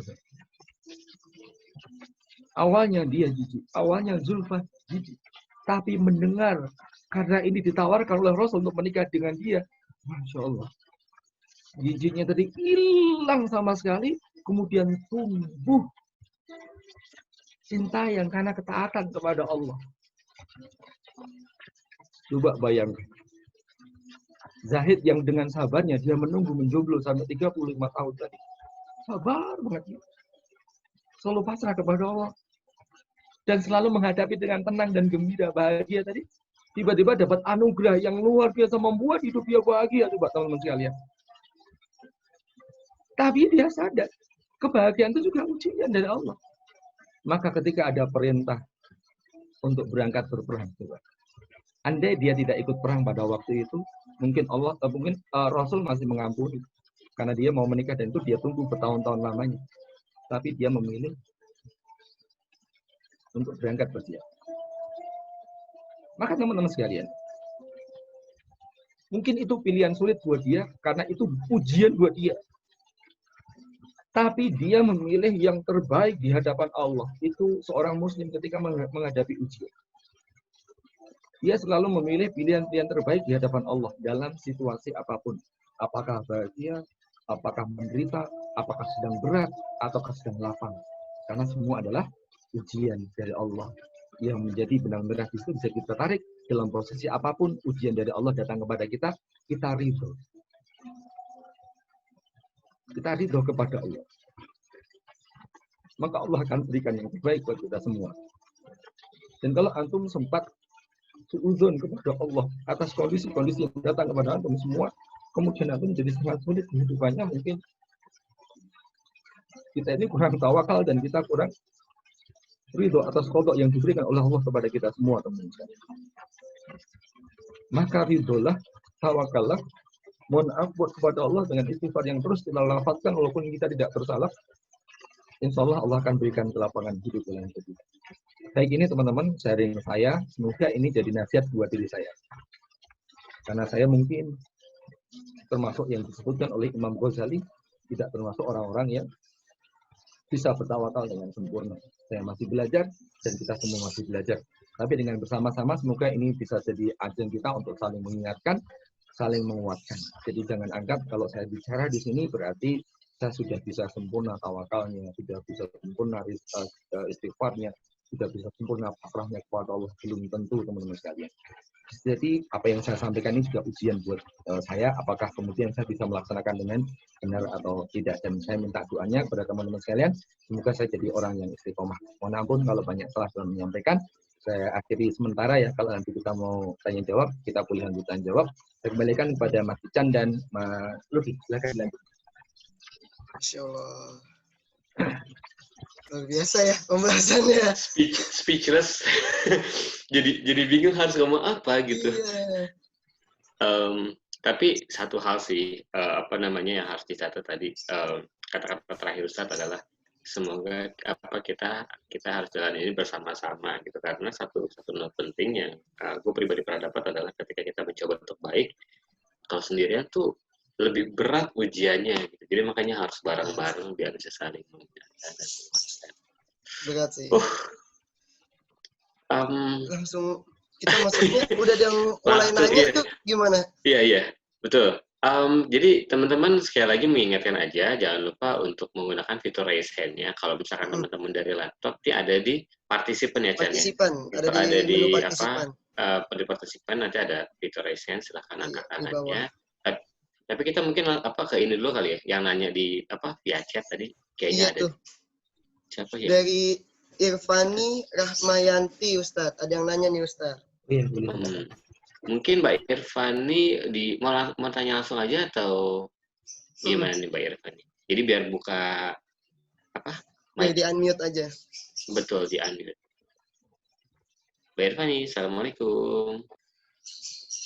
Silahkan di unmute. Assalamualaikum Mbak Irfani. Kayaknya dia nggak tahu nih, udah di unmute. Oh iya, oke. Ya udah deh, kita bacain aja kali ya. Ya udah.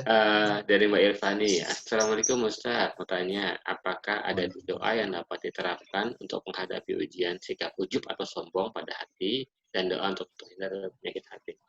Penting nih. Monggo Ustaz. Ya. Teman-teman sekalian. Ya. Pertanyaannya adalah, apakah ada ya doa khusus karena kita diminta untuk berdoa kepada Allah? Karena doa, ya, ini salah satu yang diajarkan oleh Rasul. Walaupun dalam situasi apapun, walaupun kita sedang tidak punya keinginan, misalnya tetap kita berdoa kepada Allah. Dan itu perintah dari Rasul. Selain tadi istighfar. Jadi selain istighfar ada doa. Nah, ini doa memang diperintahkan oleh Rasul, apalagi kalau kita sedang dapat ujian dari Allah, maka harus sering-sering kemudian berdoa kepada Allah. Maka sebenarnya doa yang dicintai oleh Allah, ya yang kita lantunkan, kita panjatkan kepada Allah, itu terus-menerus. Tidak hanya ketika kita butuh, kemudian kita baru minta. Ya, kalau lagi merasa nggak butuh, nggak minta. Padahal Allah tahu manusia itu kan setiap saat akan butuh kepada pertolongan dari Allah. Nah, tadi kalau pertanyaannya pada ada nggak ya yang doanya minta agar kita dihilangkan dari diri kita itu sifat sombong. Apa itu sombong? Sombong itu kalau dalam ajaran Rasul bukan kemudian nggak negur temennya itu sombong, bukan ya. Kemudian kita pakai mobil baru ya biar kelihatan keren itu sombong, bukan itu ya. Yang namanya sombong kata Rasul ada 2 poin. Yang pertama adalah menolak kebenaran, terus yang kedua adalah merasa lebih dan merendahkan manusia yang lainnya, itu sombong. Jadi apakah kita pernah menolak kebenaran atau beralasan ya ketika kebenaran sampai kepada kita nggak mau menerima itu, nggak mau melakukan itu dengan banyak alasan, itu namanya menolak kebenaran. Itu orang yang sombong begitu. Atau merendahkan orang lain. Kenapa merendahkan orang lain itu bisa dikategorikan sombong? Karena merendahkan orang lain itu ujung-ujungnya bisa jadi akan sampai kepada menolak kebenaran. Gara-gara apa? Gara-gara kebenaran itu disampaikan oleh orang yang mungkin kita nggak suka sama dia. Atau mungkin yang usianya di bawah kita. Nah, itu sombong.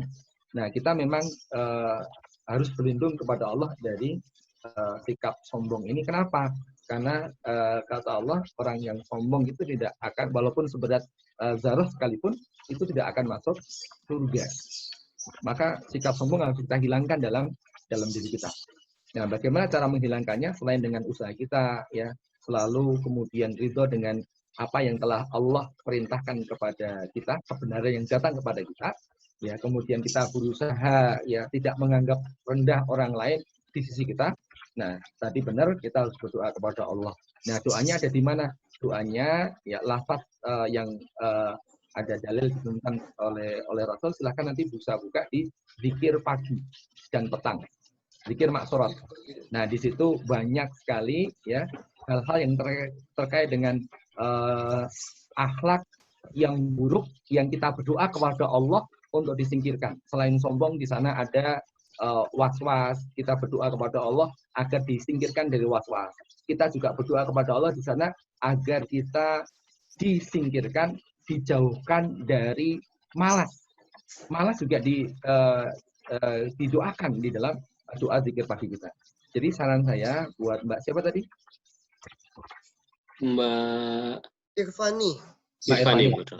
Nah, karena doanya ada di situ, silahkan baca zikir pagi dari setiap pagi habis subuh dan sore setelah sholat asar. Kalau waktunya sedang tidak panjang, di situ ada pilihan, ada yang zikir lebih pendek, ya, ada sugro, ada kubro. Download bisa aplikasinya di Google Play misalnya, silakan boleh di download, kemudian dibaca, dibiasakan dari setiap pagi dan sore membaca zikir ini. Insya Allah ya, itu zikir yang ada anjuran dan tuntunan dari Rasul, dan kalau kita baca ini kita akan merasakan hari-hari kita, sepanjang hari kita akan terasa ringan, akan terasa semangat, akan terasa fresh. Kalau nggak percaya silahkan dicoba, tapi dibiasakan ya tiap hari baca itu.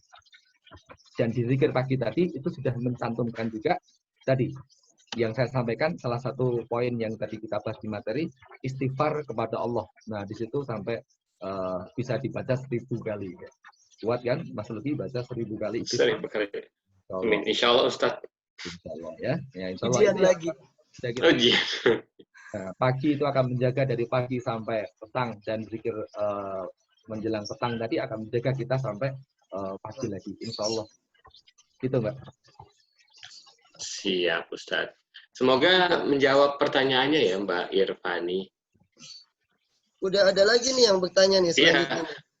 Nah, benar. Ini sebelumnya mau ngasih tahu ini yang jawab perempuan semua. Yang jawab, yang nanya perempuan semua.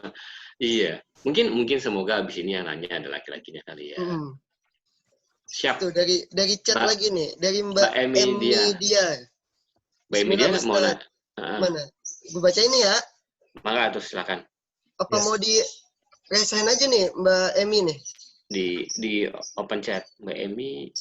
Boleh, kalau mau langsung juga boleh, silakan. Iya, bisa Mbak Emi. Mana? Unmute aja Mbak Emi. Mbak Emi. Oke. Assalamualaikum Mbak Emi. Nah, kan lebih enak kalau dengar suaranya nih. Oke, langsung aja ya pertanyaannya. Ustaz mau nanya nih, saya kan sekarang tuh lagi kerjanya di rumah kan. Iya. Nah, gimana ya rasanya kalau lebih sering di rumah ini tuh menurut saya tuh lebih banyak syukurnya gitu.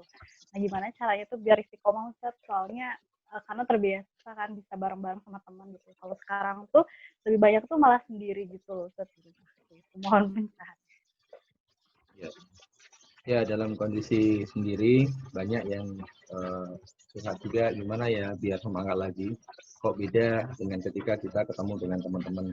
Bagaimana sering disampaikan di komunitas Yuk Ngaji bahwa kebersamaan dengan orang-orang yang soleh, ya, bersama-sama dengan orang-orang yang soleh akan membuat kita terjaga istiqomahnya untuk menjalankan ketaatan.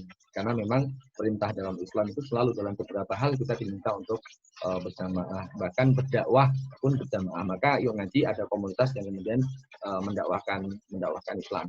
Kalau kemudian kita sekarang merasa kalau WFH kita kerja di rumah, ya, kok kayaknya banyak godaan ya ketika kita sendiri. Ya memang kalau sendiri itu banyak godaan, dan setan akan bisa mudah masuk ketika kita seorang diri tadi. Nah, contoh misalnya kalau kita bekerja di rumah, kadang godaannya begini. Wah, ini kan bos nggak ngeliat, atasan nggak ngeliat. Bisa dong sambil ngapain, padahal mungkin aturan perusahaan harus kerja dengan laptopnya, atau mungkin dengan target yang sudah ditentukan waktunya dari jam sekian sampai jam sekian, nggak boleh ngerjain yang lain kecuali di waktu istirahat, kecuali pekerjaan dari kantor, ya begitu. Tapi ketika di rumah kita merasa udahlah ngopi sebentar ya,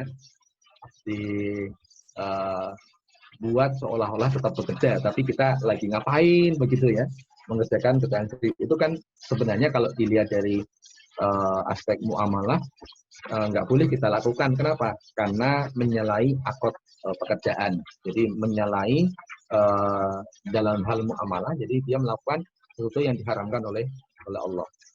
Nah, terus gimana?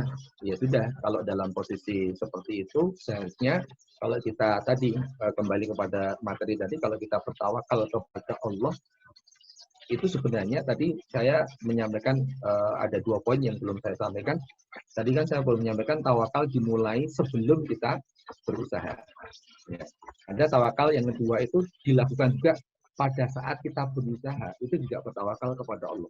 kemudian setelah selesai berusaha juga bertawakal kepada Allah. Jadi yang disampaikan Mas Ican tadi sebenarnya betul ya. Berserah diri setelah berusaha itu juga tawakal. Nah, cuma tidak komplit ya. Jadi sebelum itu tawakal, pada saat berusaha juga tawakal. Nah, setelah berusaha juga kita bertawakal kepada Allah.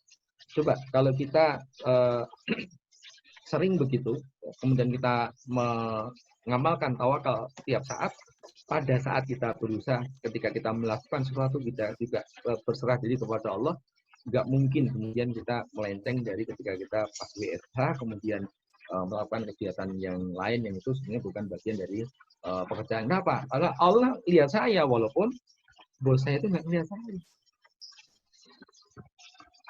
Kalau masih sering lupa tentang hal itu, baca ayat-ayat yang bicara tentang keimanan ya, yang itu jarang sekali kita bahas ya, terutama pada misalnya Allah punya sifat maha mengetahui, Allah itu melihat, Allah itu menyaksikan hambanya melakukan apapun, sekecil apapun maupun disembunyikan sekecil apapun akan dilihat oleh Allah. Nah, rasa itu harusnya kemudian kita hadirkan di dalam diri kita. Maka teman-teman, memang Islam itu komprehensif. Jadi tidak kemudian kita hanya ambil separuh doanya saja, atau mungkin ajaran untuk taat kepada syariat semata-mata mentaati aturannya saja, tapi akan di-backup oleh poin-poin atau bagian-bagian yang lain. Contoh misalnya, ketaatan kita kepada Allah atau istiqomahnya kita untuk selalu taat kepada Allah, tidak futur, tidak kemudian kita down atau turun ketaatannya.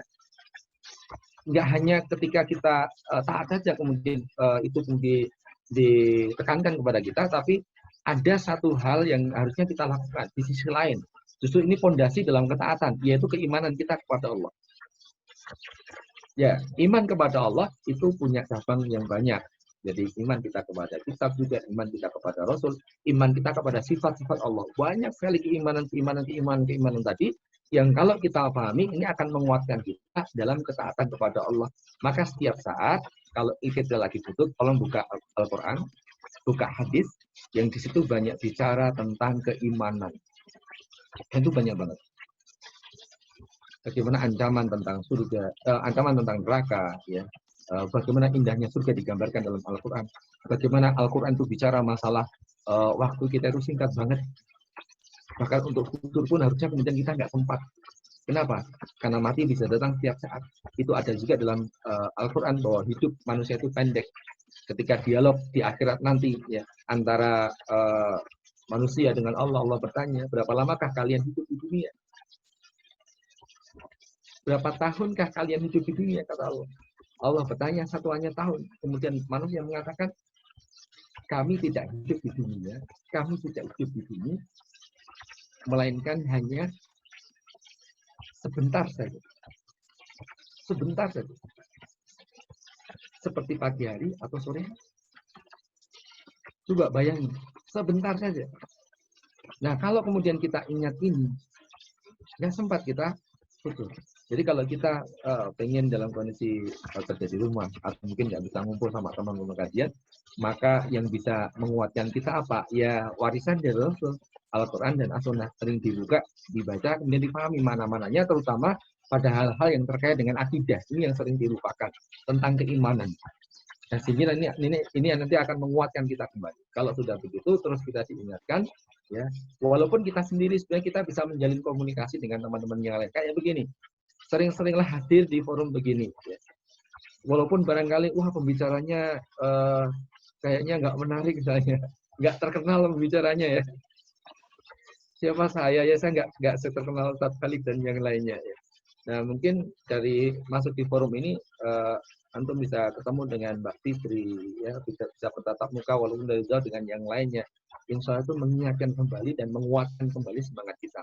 Walau kita sendiri di rumah, tapi jalinan komunikasi tadi terus dilakukan ya. Jadi kalau kita sendiri sedang WFA bukan berarti kita sendiri beneran, tapi bisa kemudian kita tetap menjaga kebersamaan dengan online begini.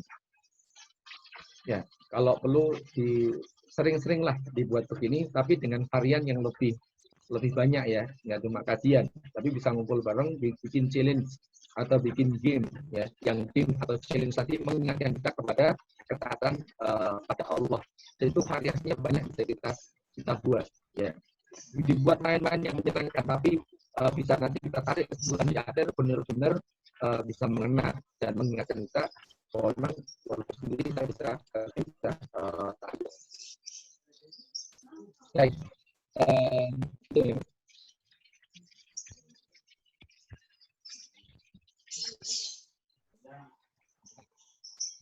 Baterai saya habis tadi. Baik. Oh, sorry. Iya, saya tadi sempat suaranya agak sedikit kerasa-kerasa. Baik. Iya. Oh, itu ada yang raise hand lagi tuh satu tuh. Oke. Baru kita mau bilang. Siapa lagi satu lagi nih yang mau nanya? Dapat nih yang bertanya. Siapa dulu nih?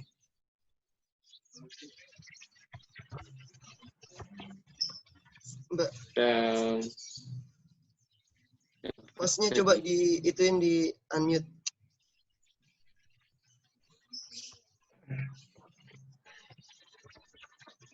Oh, tadi semoga untuk jawaban dari Ustadz sudah cukup jelas yang Mbak Emi ya.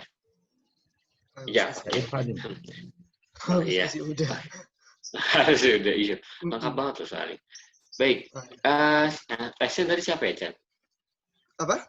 Yang raise hand. Ini nih. Ada dua nih, ada Mbak Sri Wahyuni sama Mbak Fatia Mahmuda nih. Coba tolong di unmute hostnya. Mbak Sri Wahyuni. Oh udah nih Mbak Sri Wahyuni. Oke. Assalamualaikum Mbak Sri. Waalaikumsalam. Mangga tuh Mbak Sri. Ya, Assalamualaikum Ustadz. Saya mau tanya, mau minta sarannya nih. Qadarullah, Allah uji saya nih dengan saat ini lagi nganggur dan belum menikah. Sedangkan orang tua selalu nanya kapan dapat kerja dan kapan menikah gitu. Sedangkan saya juga maksudnya kalau untuk pekerjaan, insya Allah saya selalu usaha cari dan berdoa. Kalau untuk jodoh mungkin masih agak sulit kali ya, karena kalau perempuan gimana gitu Ustadz cari jodohnya.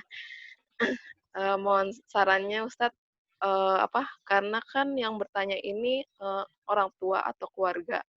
Kalau untuk orang lain yang bertanya mungkin saya masih agak cuek, tapi kalau untuk orang tua saya jadi agak kepikiran gitu Ustadz. Nah, sedangkan orang tua mungkin menurut saya masih kurang ilmu, saya pun juga begitu. Jadi mungkin mereka mikirnya kayak rezeki itu datangnya mungkin bukan dari Allah atau gimana gitu. Mohon sarannya untuk kondisi saya ini. Terima kasih. Wassalamualaikum warahmatullahi wabarakatuh.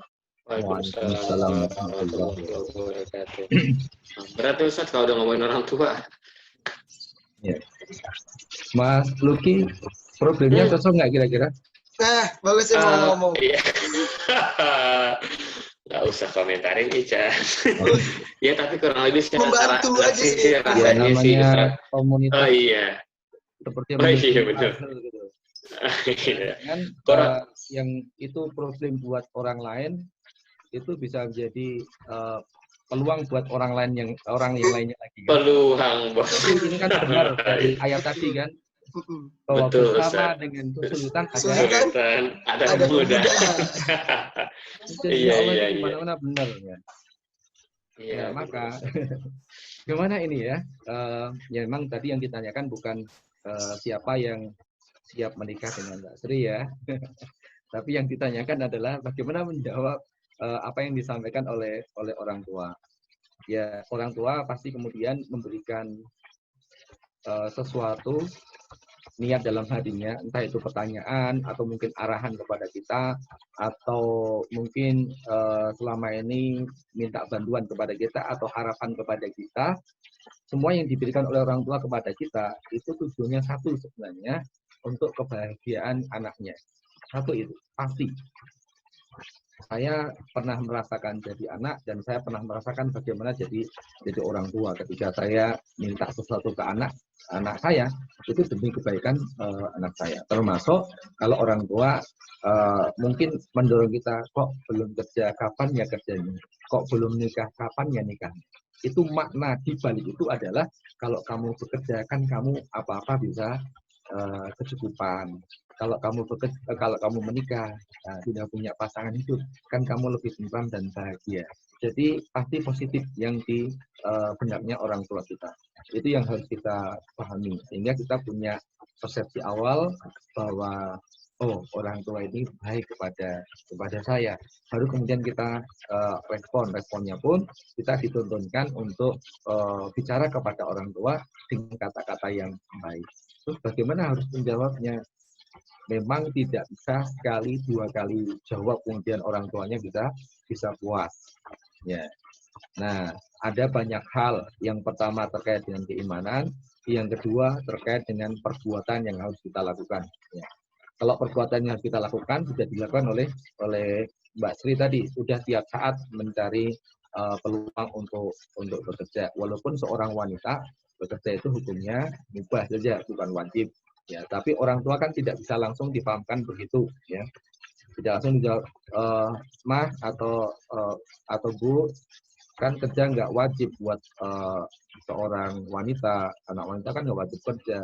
Kalau dijawab begitu, ya nanti orang tuanya bisa tersinggung kalau orang tuanya nggak paham, ya.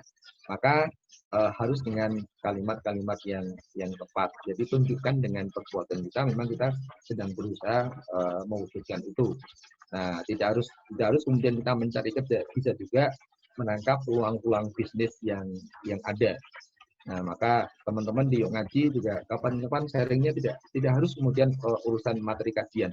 Kapan-kapan bisa sharing dengan materi bagaimana menangkap peluang bisnis dalam situasi sulit begini. Ya. Tidak harus selamanya bagaimana agar cepat mendapatkan jodohnya. Ada kalanya tadi bisa dengan materi-materi. Ini Mas Ican kok senyum-senyum kalau bicara masalah jodoh ya. Ada kalanya kita perlu bikin materi yang kayak tadi, biar ini menjadi bantuan juga buat teman-teman yang kesulitan. Jadi bisa mencari peluang-peluang selain memang mencari kerja. Kalau dari perbuatan kita sudah dilihat oleh orang tua, oh sungguh-sungguh. Walaupun perbuatan tadi itu mubah, karena mencari kerja, kemudian ma'isyah buat wanita itu mubah, ya bukan wajib. Tapi ketika itu diniatkan agar orang tua kita itu bahagia, agar orang tua itu senang dengan apa yang kita lakukan tadi, dalam rangka untuk bakti kepada orang tua, membahagiakan orang tua, insya Allah dapat pahala dari berbaktinya kepada orang tua, bukan dari pekerjaannya. Kalau pekerjaannya jadi tetap hukumnya mubah tadi. Nah, tapi kalau Mas Ican itu wajib, ya wajib itu bekerja, jangan sampai nganggur. Ya, nganggur ingat boleh. Sahabat tapi, saya nih Ustadz. Ya. Gimana? Itu buat sahabat saya aja dulu wajib. Oh ya. Ya. Yang pertama itu ya. Jadi perbuatannya memang harus ditunjukkan kepada orang tua bahwa kita berusaha maksimal. Nah, seiring dengan itu, ya pelan-pelan orang tua dipahamkan tentang konsep rezeki. Dan itu nggak bisa instan, nggak bisa sehari 2 hari clear. Itu perlu cara yang panjang. Nah, mungkin bisa bareng-bareng, yuk Mah, yuk Bu, sesekali daripada bengong di rumah, kita nonton video online, kan banyak materi-materi yang menjelaskan tentang rezeki. Dan kalau penjelasannya tadi komplit, gamblang, ya, yang sudah ikut kelas PAS mungkin pernah mendapat penjelasan tentang rezeki, akan bisa membuat kita optimis sekali. Jadi rezeki itu tetap akan datang kepada kita walaupun tidak kerja, walaupun kita menganggur. Rezeki tetap akan datang kepada kita dan Allah akan berikan 100%. Nah, pemahaman tentang rezeki ini harus difahamkan kepada orang tua. Apakah kesimpulannya kemudian, oh kalau begitu kita nganggur saja ya? Oh, itu urusan beda. Kalau nganggur dan tidak nganggur itu urusan perbuatan manusia yang diukur dengan syariatnya Allah. Tapi kalau urusan dijamin rezekinya itu bicara masalah keyakinan, masalah akidah. Jadi yakin bahwa rezeki sudah dijamin oleh Allah dan nggak akan pernah putus rezekinya selama dia masih hidup, itu keimanan. maka dia akan terus optimis, dia akan terus semangat dalam hari-harinya, nggak pernah cemas sedikit pun, walaupun kondisinya begini. Dengan keimanan pada rezeki tadi. Tapi urusan dia mau bekerja ataukah mau diam saja, itu urusan syariat. Yang diukur dengan wajib, sunnah, mubah, makruh, haram. Kalau pada saat itu kita bekerja itu haram, ya kita memilih diam nggak bekerja. Tapi kalau ada hukum di situ bekerja itu wajib buat kita, ya sudah kita memilih bekerja. Kenapa? Karena ada kewajiban yang harus kita tunaikan. Jadi selain kita dapat rezeki dari Allah yang mengalir ketika kita bekerja, kita mendapatkan sesuatu yang jauh lebih besar daripada rezeki tadi. Apa itu? Pahala. Ini yang jarang dikejar oleh orang. Kalau kerja itu mikirnya, saya dapat rezeki dari Allah, dapat uang banyak itu saja. Padahal dia lupa ketika dia bekerja ada harapan yang harusnya juga ada dalam hatinya. Ketika dia kerja keras itu dapat pahala dari Allah yang mengalir luar biasa. Dan pahala kalau sudah cair di akhirat, Masya Allah, kita akan lupa dengan rizki-rizki yang kita dapatkan di dunia itu karena saking kecilnya dibanding dengan pahala tadi. Maka harusnya kemudian ya kalau kita pahami rizki dengan benar, ya kita akan bekerja keras dan juga kita tetap yakin bahwa rizki ada di tangan Allah. Walaupun kalau kita nganggur, sedang tidak mendapatkan pekerjaan, dan kita posisinya sedang berusaha terus, ya pahala ngalir dengan usaha kita mencari pekerjaan, mencari peluang bisnis tadi. Seiring dengan itu, yakin bahwa rezeki ada di tangan Allah. Nah ini proses yang pemahaman yang begini harus disampaikan kepada orang tua dengan cara yang kreatif. Kalau langsung kayak kita menasihati orang, wah ini mungkin sebagian orang tua ada yang kurang pas dengan cara begini karena mungkin kita dianggap lebih muda. Kamu itu apa? Kamu baru hidup berapa tahun? Kamu nggak tahu perjuangan mama selama dari melahirkan kamu sampai membesarkan sampai segede ini seperti apa? Mama lebih paham tentang hal itu. Mungkin akan mengatakan begitu, tapi bisa dengan cara yang lebih bijak. Mungkin diajak nonton bagaimana penjelasan tentang rezeki tadi. Jadi pelan-pelan diajak ke orang tuanya. Satu persatu tentang keimanan ditancapkan dan dimasukkan. Kemudian tentang hukum syariah tadi, bagaimana bekerja itu hukumnya apa, disampaikan juga ke orang tuanya. Tapi memang harus pelan-pelan. Dari keimanan dulu, baru kemudian ke hukum-hukum perbuatan. Selain yang pertama tadi, jangan lupa kita juga menunjukkan bahwa kita sedang berusaha semaksimal mungkin agar orang tua kita bahagia. Sehingga orang tua masih punya persepsi yang positif kepada kita. Sehingga kalau kita mau menyampaikan sesuatu yang positif kepada orang tua bisa bersambut. Bukan malah mental. Kita kadang-kadang menyampaikan yang baik kepada orang tua, tapi kondisinya tidak tepat, kemudian caranya tidak tepat, jadi malah mental. Jadi konten dan konteksnya perlu diperhatikan lagi. Ini barangkali kalau belum puas, ya memang semoga tidak puas, karena tidak puas akan mencari informasi, mencari ilmu dari tempat yang lain. Betul, ya. Nah, kalau yang belum menikah tadi mau dibahas enggak? Nah, kalau itu di sini kelihatannya banyak jomblo-jomblo ya. Oh iya. Ya, nanti bisa beli aja sama ustadznya Mas Luki. Kenapa jadi gue ya? Semoga membantu yang Mbak Asri ya. Pede Iya Ustadz, emang itu Ustadz. Sebenarnya itu kode. Dia tuh nggak mau ngomong langsung. Kalau saya boleh tanya, Mas Isan, jodoh itu sebenarnya ditetapkan oleh Allah atau milih? Nah, ditetapkan Ustadz. Tapi milih boleh kan Ustadz ya? Ayo. Udah pernah mengkaji tentang qada wal qadar atau belum? Udah ikut ngefas Ustadz. Udah ikut ngefas. Harusnya ada penjelasan di sana kan? Alhamdulillah udah Ustadz. Udah. Mana penjelasannya? Nah, sedikit menyinggung yang tadi sampaikan Mbak Sri tadi ya. Ya kadang-kala memang kita sadari sekarang akhwat memang dari sisi jumlah lebih banyak yang siap menikah daripada yang ikhwan. Nah, maka kadang akhwat merasa, kok kayaknya susah ya mencari ikhwan yang siap menikah dan soleh. Kalau siap nikahnya mungkin di luar sana ada yang banyak yang mau, tapi siap nikah dan soleh bisa menjadi imam itu agak susah. Jadi sekarang ikhwan soleh itu langka. Nah, yang langka itu harganya mahal. Maka ini yang ikhwan-ikhwan silahkan ya perbaiki kesolehannya. Ya, biar makin mahal di muka bumi ini. Nah, tadi saya sempat nanya ke Mas Ican ya, jodoh itu pilihan atau ditetapkan oleh Allah? Ditetapkan Ustadz ya. Ya, coba Kan kalau kita dari ingat bagaimana pembahasan tentang qada wal qadar ya. Qada wal qadar kita pernah dijelaskan. Ada wilayah yang kita punya pilihan, ada wilayah yang kita tinggal menjalani, kita nggak punya pilihan, tinggal menjalani begitu saja. Nah, jodoh termasuk mana? Wilayah yang kita memilih ataukah kita tinggal menjalani? Jodoh dari sisi ini, siapa yang akan menjadi suami atau istri kita? Siapa yang akan jadi suami atau istri kita? Kita memilih atau ditetapkan oleh Allah? Sudah ditetapkan Ustadz kan ya? Dari kita masih ruh, sudah ini jodohnya ini jodohnya ini. Gitu kan Ustadz? Ya, jadi gini. Kalau kita lihat kembali konsep penjelasan tentang qada wal qadar, teman-teman sekalian, bisa kan ada contoh wilayah yang manusia punya pilihan. Wilayah yang manusia punya pilihan akan dihisab oleh Allah di akhirat. Masih ingat? Nah, masih. Di akhirat akan dihisab kalau kita punya pilihan. Maka nanti berlaku syariat. Ada baik, ada buruk, ada halal, ada haram, ada wajib, sunnah, mubah, makruh, haram. Syariat berlaku di sana. Kalau baik dapat pahala, kalau buruk dapat dosa. Nah, maka cirinya kalau kita itu punya kesempatan memilih, pasti ada aturan syariat mengatur di situ. Cirinya begitu. Nah, kalau yang ditetapkan oleh Allah, kita tinggal menjalani, manusia itu nggak punya kuasa untuk memilih, kita tinggal jalan, itu yang disebut dengan qadha-nya Allah, maka teman-teman paham, itu tidak akan dihisab di akhirat, nggak akan ditanya kenapa begitu dan begini. Karena kita tinggal menerima qadha tidak Allah dengan sikap positif tadi.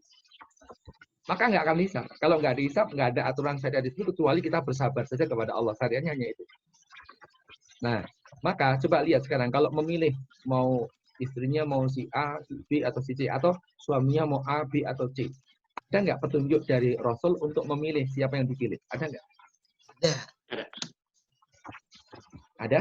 Ada, Ustaz. Ada. Ada nggak yang ditunjuk oleh Allah, oleh Rasul, oleh Rasul bahwa, oh yang lebih baik adalah yang ini? Ada? Ada. Kalau ada begitu, oh yang lebih baik dipilih karena agamanya, walaupun pilihan-pilihan yang lain disebut oleh Rasul itu mubah. Milih karena kecantikannya, karena hartanya, karena keturunannya, boleh saja. Tapi Rasul katakan, ada yang lebih baik memilih karena agamanya. Kalau ada yang lebih baik, ada yang mubah-mubah saja, maka di situ ada syariat berlaku. Kalau ada syariat berlaku, petunjuk di situ, itu berarti kita memilih atau tidak? Memilih berarti Ustaz. Memilih. Iya enggak? Memilih. Maka antum mau menikah sama siapa itu pilihan. Jadi jangan nunggu-nunggu ya Mas Ican, langsung milih. Ya. Tapi kebanyakan milih juga nggak boleh Ustaz ya? Hah? Kebanyakan milih ya, yang dipilih banyak itu boleh. Yang dipilih banyak itu boleh. Tapi kalau milih terus nggak selesai-selesai, itu bahaya ya. Tuh, bahaya, Chan. Bahaya, Chan. Ini sebenarnya topiknya sih yang bahaya, Ustaz. tapi ini memang insightful banget sih. Ya, jadi memang itu memilih. Nanti tadi kalau dikatakan sudah ditulis jodohnya itu siapa, itu pembicaraan tentang takdir. Jadi dalil itu bicara tentang takdir. Nah, tentang takdir, antum sudah pernah memahami bagaimana pembahasan tentang takdir. Ya jangankan jodohnya, ya Mas Ican senyum-senyum di situ juga sudah tertulis di kitab Lauhul Mahfuz, ya kan? Iya. Mas Luki pakai headset warnanya merah itu sudah tertulis di kitab Lauhul Mahfuz. Jam segini pakai headset itu. Iya. Mas Ican makin tersipu malu itu juga sudah tertulis di kitab Lauhul Mahfuz. Jam sekian gitu. Nah semua sudah tertulis, itulah konsep takdir. Oke, biar nggak melebar, saya kembalikan ke Mas Luki. Karena wajahnya berdua kalau bicara masalah jodoh, masalah nikah, kok makin cemas gitu ya. Makin serba salah Ustadz, kalau kata Raisa tuh. Makin serba salah kita mau ngapain? Karena kita merasa terjebak sama topik itu soalnya. Iya. Sama topik Muharram juga merasa terjebak kita. Iya. Baik, teman-teman, ini menarik ya, dan kayak Ustadz tadi bilang, kita mungkin nggak harus bahas soal mungkin kita bisa bahas sesuatu yang sifatnya muamalah gitu ya. Salah satu ya pekerjaan, atau mungkin kalau teman-teman punya usaha, salah satu mungkin soal jodoh dan takdir gitu ya kan. Karena siapa tahu membantu teman-teman yang ada di sini. Kalau misalnya Chan ya kan membantu teman-teman yang dekat dulu. Nah, ngomong-ngomong nih, buat tadi kan ada satu orang lagi yang mau Ada satu orang lagi tadi kan yang mau tanya, Mbak Fatia, cuma karena waktunya mohon maaf. Dan buat teman-teman yang lain yang masih mau nanya, ini karena saya sih ini banyak banget pertanyaan yang mungkin pengen nanya, cuma aduh waktunya gimana gitu. Iya. Teman-teman bisa tanya via chat atau via grup WhatsApp atau via Instagram. Nah, jadi silakan follow DM-nya, follow akunnya Yuk Ngaji Jaksel. Ya, Yuk Ngaji Jaksel ketik aja follow akunnya, nanti bisa DM nanya Kak atau Min mau nanya nih soal topik hari ini yang harap tenang sedang ada ujian. Gitu. Silakan tanya di sana, nanti insya Allah kita akan ulas, kita akan sampaikan ke Ustadz pertanyaannya, nanti akan dijawab, terus nanti kita sampaikan lagi, insya Allah. Gitu. Jangan lupa juga ada 5 hadiah, Chan.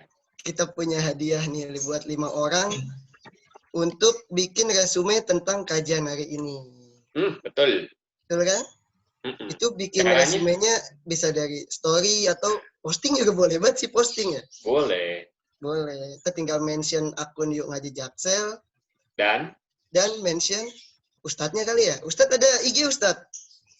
Ada tapi nggak pernah update. Kalau apa Ustadz boleh nggak kalau misalkan dikasih tahu?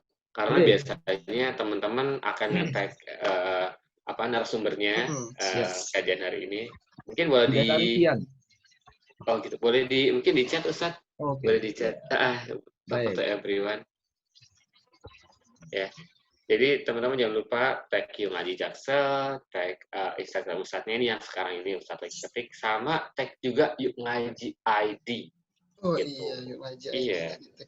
Ya kan. Jadi nanti pokoknya kita tag semuanya biar nanti banyak orang tahu, karena makin banyak tahu ini ilmu soalnya kan, makin tahu insya Allah makin gunanya dan pahalanya tetap ngalir sampai nanti.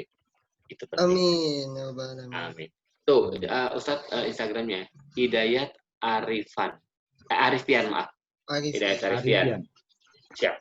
Hidayat Arifian. Betul. Nah, ngomong-ngomong Instagram nih, ada juga yang penting untuk disampaikan, Chan. Apa tuh? Infak. Benar buat teman-teman. Boleh nih bantu-bantu infaknya untuk kegiatan dakwah kita. Agak jumping ya? Iya. Tapi nggak apa-apa. Nah, nih buat teman-teman yang punya kelebihan, walaupun saat ini mungkin kondisinya sedang sulit, tapi kan kalau misalnya kita the more you give, the more you get ya kan, semakin kita berinfak, insya Allah malah makin banyak rezeki gitu. Mungkin bisa dicontohkan dari lu, Chan, ya kan? Jadi sharing buat teman-teman nanti mau sharing, mau berinfak, silakan untuk keberlangsungan dakwah Yuk Ngaji Jakarta Selatan. Bisa kelihatan teman-teman ya di layarnya itu ya. Betul. BNI Syariah di nomor yang tertera atas nama Tati Hayat. Gitu teman-teman. Mau soal apa lagi? Apa lagi? Oh, tadi Ustaz sempat ngomongin fast. Oh iya. Ngefast. Kita udah lama juga nggak ngefast ya. Kangen ya? Asli. Teman-teman kalau misalnya belum tahu fast itu apa itu pokoknya metode belajar Islam dari awal, karena di situ ya satu yang gue ingat banget nih, itu bahkan mempertanyakan tentang eksistensi Tuhan. Nah, mateng nggak lo? Dari kita nggak ada dibahas juga kan? Nah, dibahas juga. Mau ngapain? Bener. Apa tujuan hidup lo? Pokoknya penting banget ya. Banyak banget hal yang bisa dibahas di FAST. Dan teman-teman kalau misalnya mau tahu FAST kayak gimana, ada udah. Itu linknya udah di-share tuh di chat. Iya tuh, sama hostnya tuh. Bitly ngefast YN Jaksel 2. Jadi teman-teman bisa langsung klik aja linknya biar nanti untuk tahu pas seperti apa lengkapnya itu semua ada di sana. Oh, sama ingetin ini Chan, buat postingan tadi itu waktunya 24 jam. Kamu wajib lapor 24 jam soalnya. Iya, sama wajib lapor bener. Mantan RT ya, Pak? Ustadz, Afan, ini kan kita tadi udah ngomong panjang lebar nih Ustadz.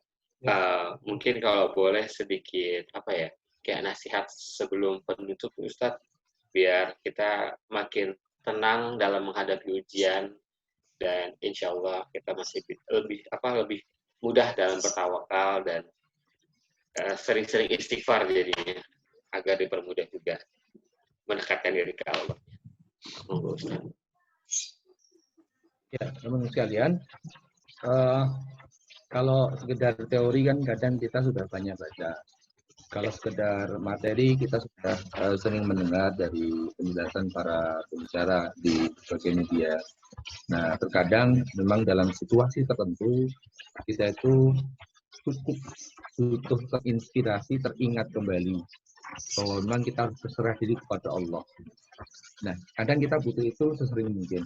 Maka kita bisa tengok kembali, sering-sering baca bagaimana kisahnya para sahabat, kisahnya para ulama ketika mereka menghadapi ujian, ketika mereka bersemangat dalam ketaatan. Insya Allah itu akan menginspirasi kita. So, salah satunya contoh misalnya tadi tawakal kepada Allah. Ada sahabat Nabi yang saya lihat terkenal paling Abu Darda. Pernah dengar ya? Ya. Dulu sampai mengatakan begini, kalau di rumah kalian itu masih menyimpan makanan untuk besok pagi, kalian itu kurang tawakal. Kalian itu masih punya makanan yang kalian simpan untuk makan besok pagi. Kalian itu kurang tawakal. Saking Abu Darda itu pengen menekankan tawakal. Bukan berarti nggak boleh menyimpan makanan malam ini makan besok pagi atau makan beberapa hari berikutnya. Bukan berarti nggak boleh. Tapi Abu Darda pengen menjelaskan kepada kita itu tawakal itu kayak gitu. Walau malam hari kita nggak punya makan, nggak punya apa-apa, tapi kita tetap yakin bahwa pagi hari kita akan tetap dibantu oleh Allah. Hanya dari Allah, walau di depan mata kita nggak ada apa-apa sama sekali. Berarti pasrah kita kepada Allah sudah totalitas luar biasa. Bukan berarti nggak boleh menyimpan makanan. Maka buat teman-teman yang masih menyimpan makanan, bukan kemudian terus dibuang. Antum punya kesempatan jauh lebih baik. Kenapa? Walaupun sudah menyimpan makanan, tapi tawakal kita dalam hati kita, pasrahnya tetap luar biasa, itu lebih sulit daripada pasrah. Ya, guys. Ya, kalau Mas Luki sedang nggak ada makanan di rumah, tawakal itu mudah ya Mas Luki. Tapi kalau pas ada apa-apa semua lengkap, tetap tawakal itu susah. Maka jadi kalau kita mau contoh tawakal, contoh sabar, contoh menghadapi musibah, sering-seringlah membaca kisah-kisah sahabat, kisah-kisah para ulama yang bisa menjadi contoh langsung buat kita prakteknya begitu. Kalau mereka bisa, maka kita harusnya bisa melakukan begitu. Insya Allah. Jadi memang belajar apa ya? Al-Quran memang sudah menurunkan ayat pertama Iqra, baca, salah satunya dari sejarah dan dari sahabat serta ulama yang saja. Yes. Siap. Oke, Ustaz. Apa ya? Hari ini kayaknya nggak tahu sih buat saya pribadi itu kena banget gitu.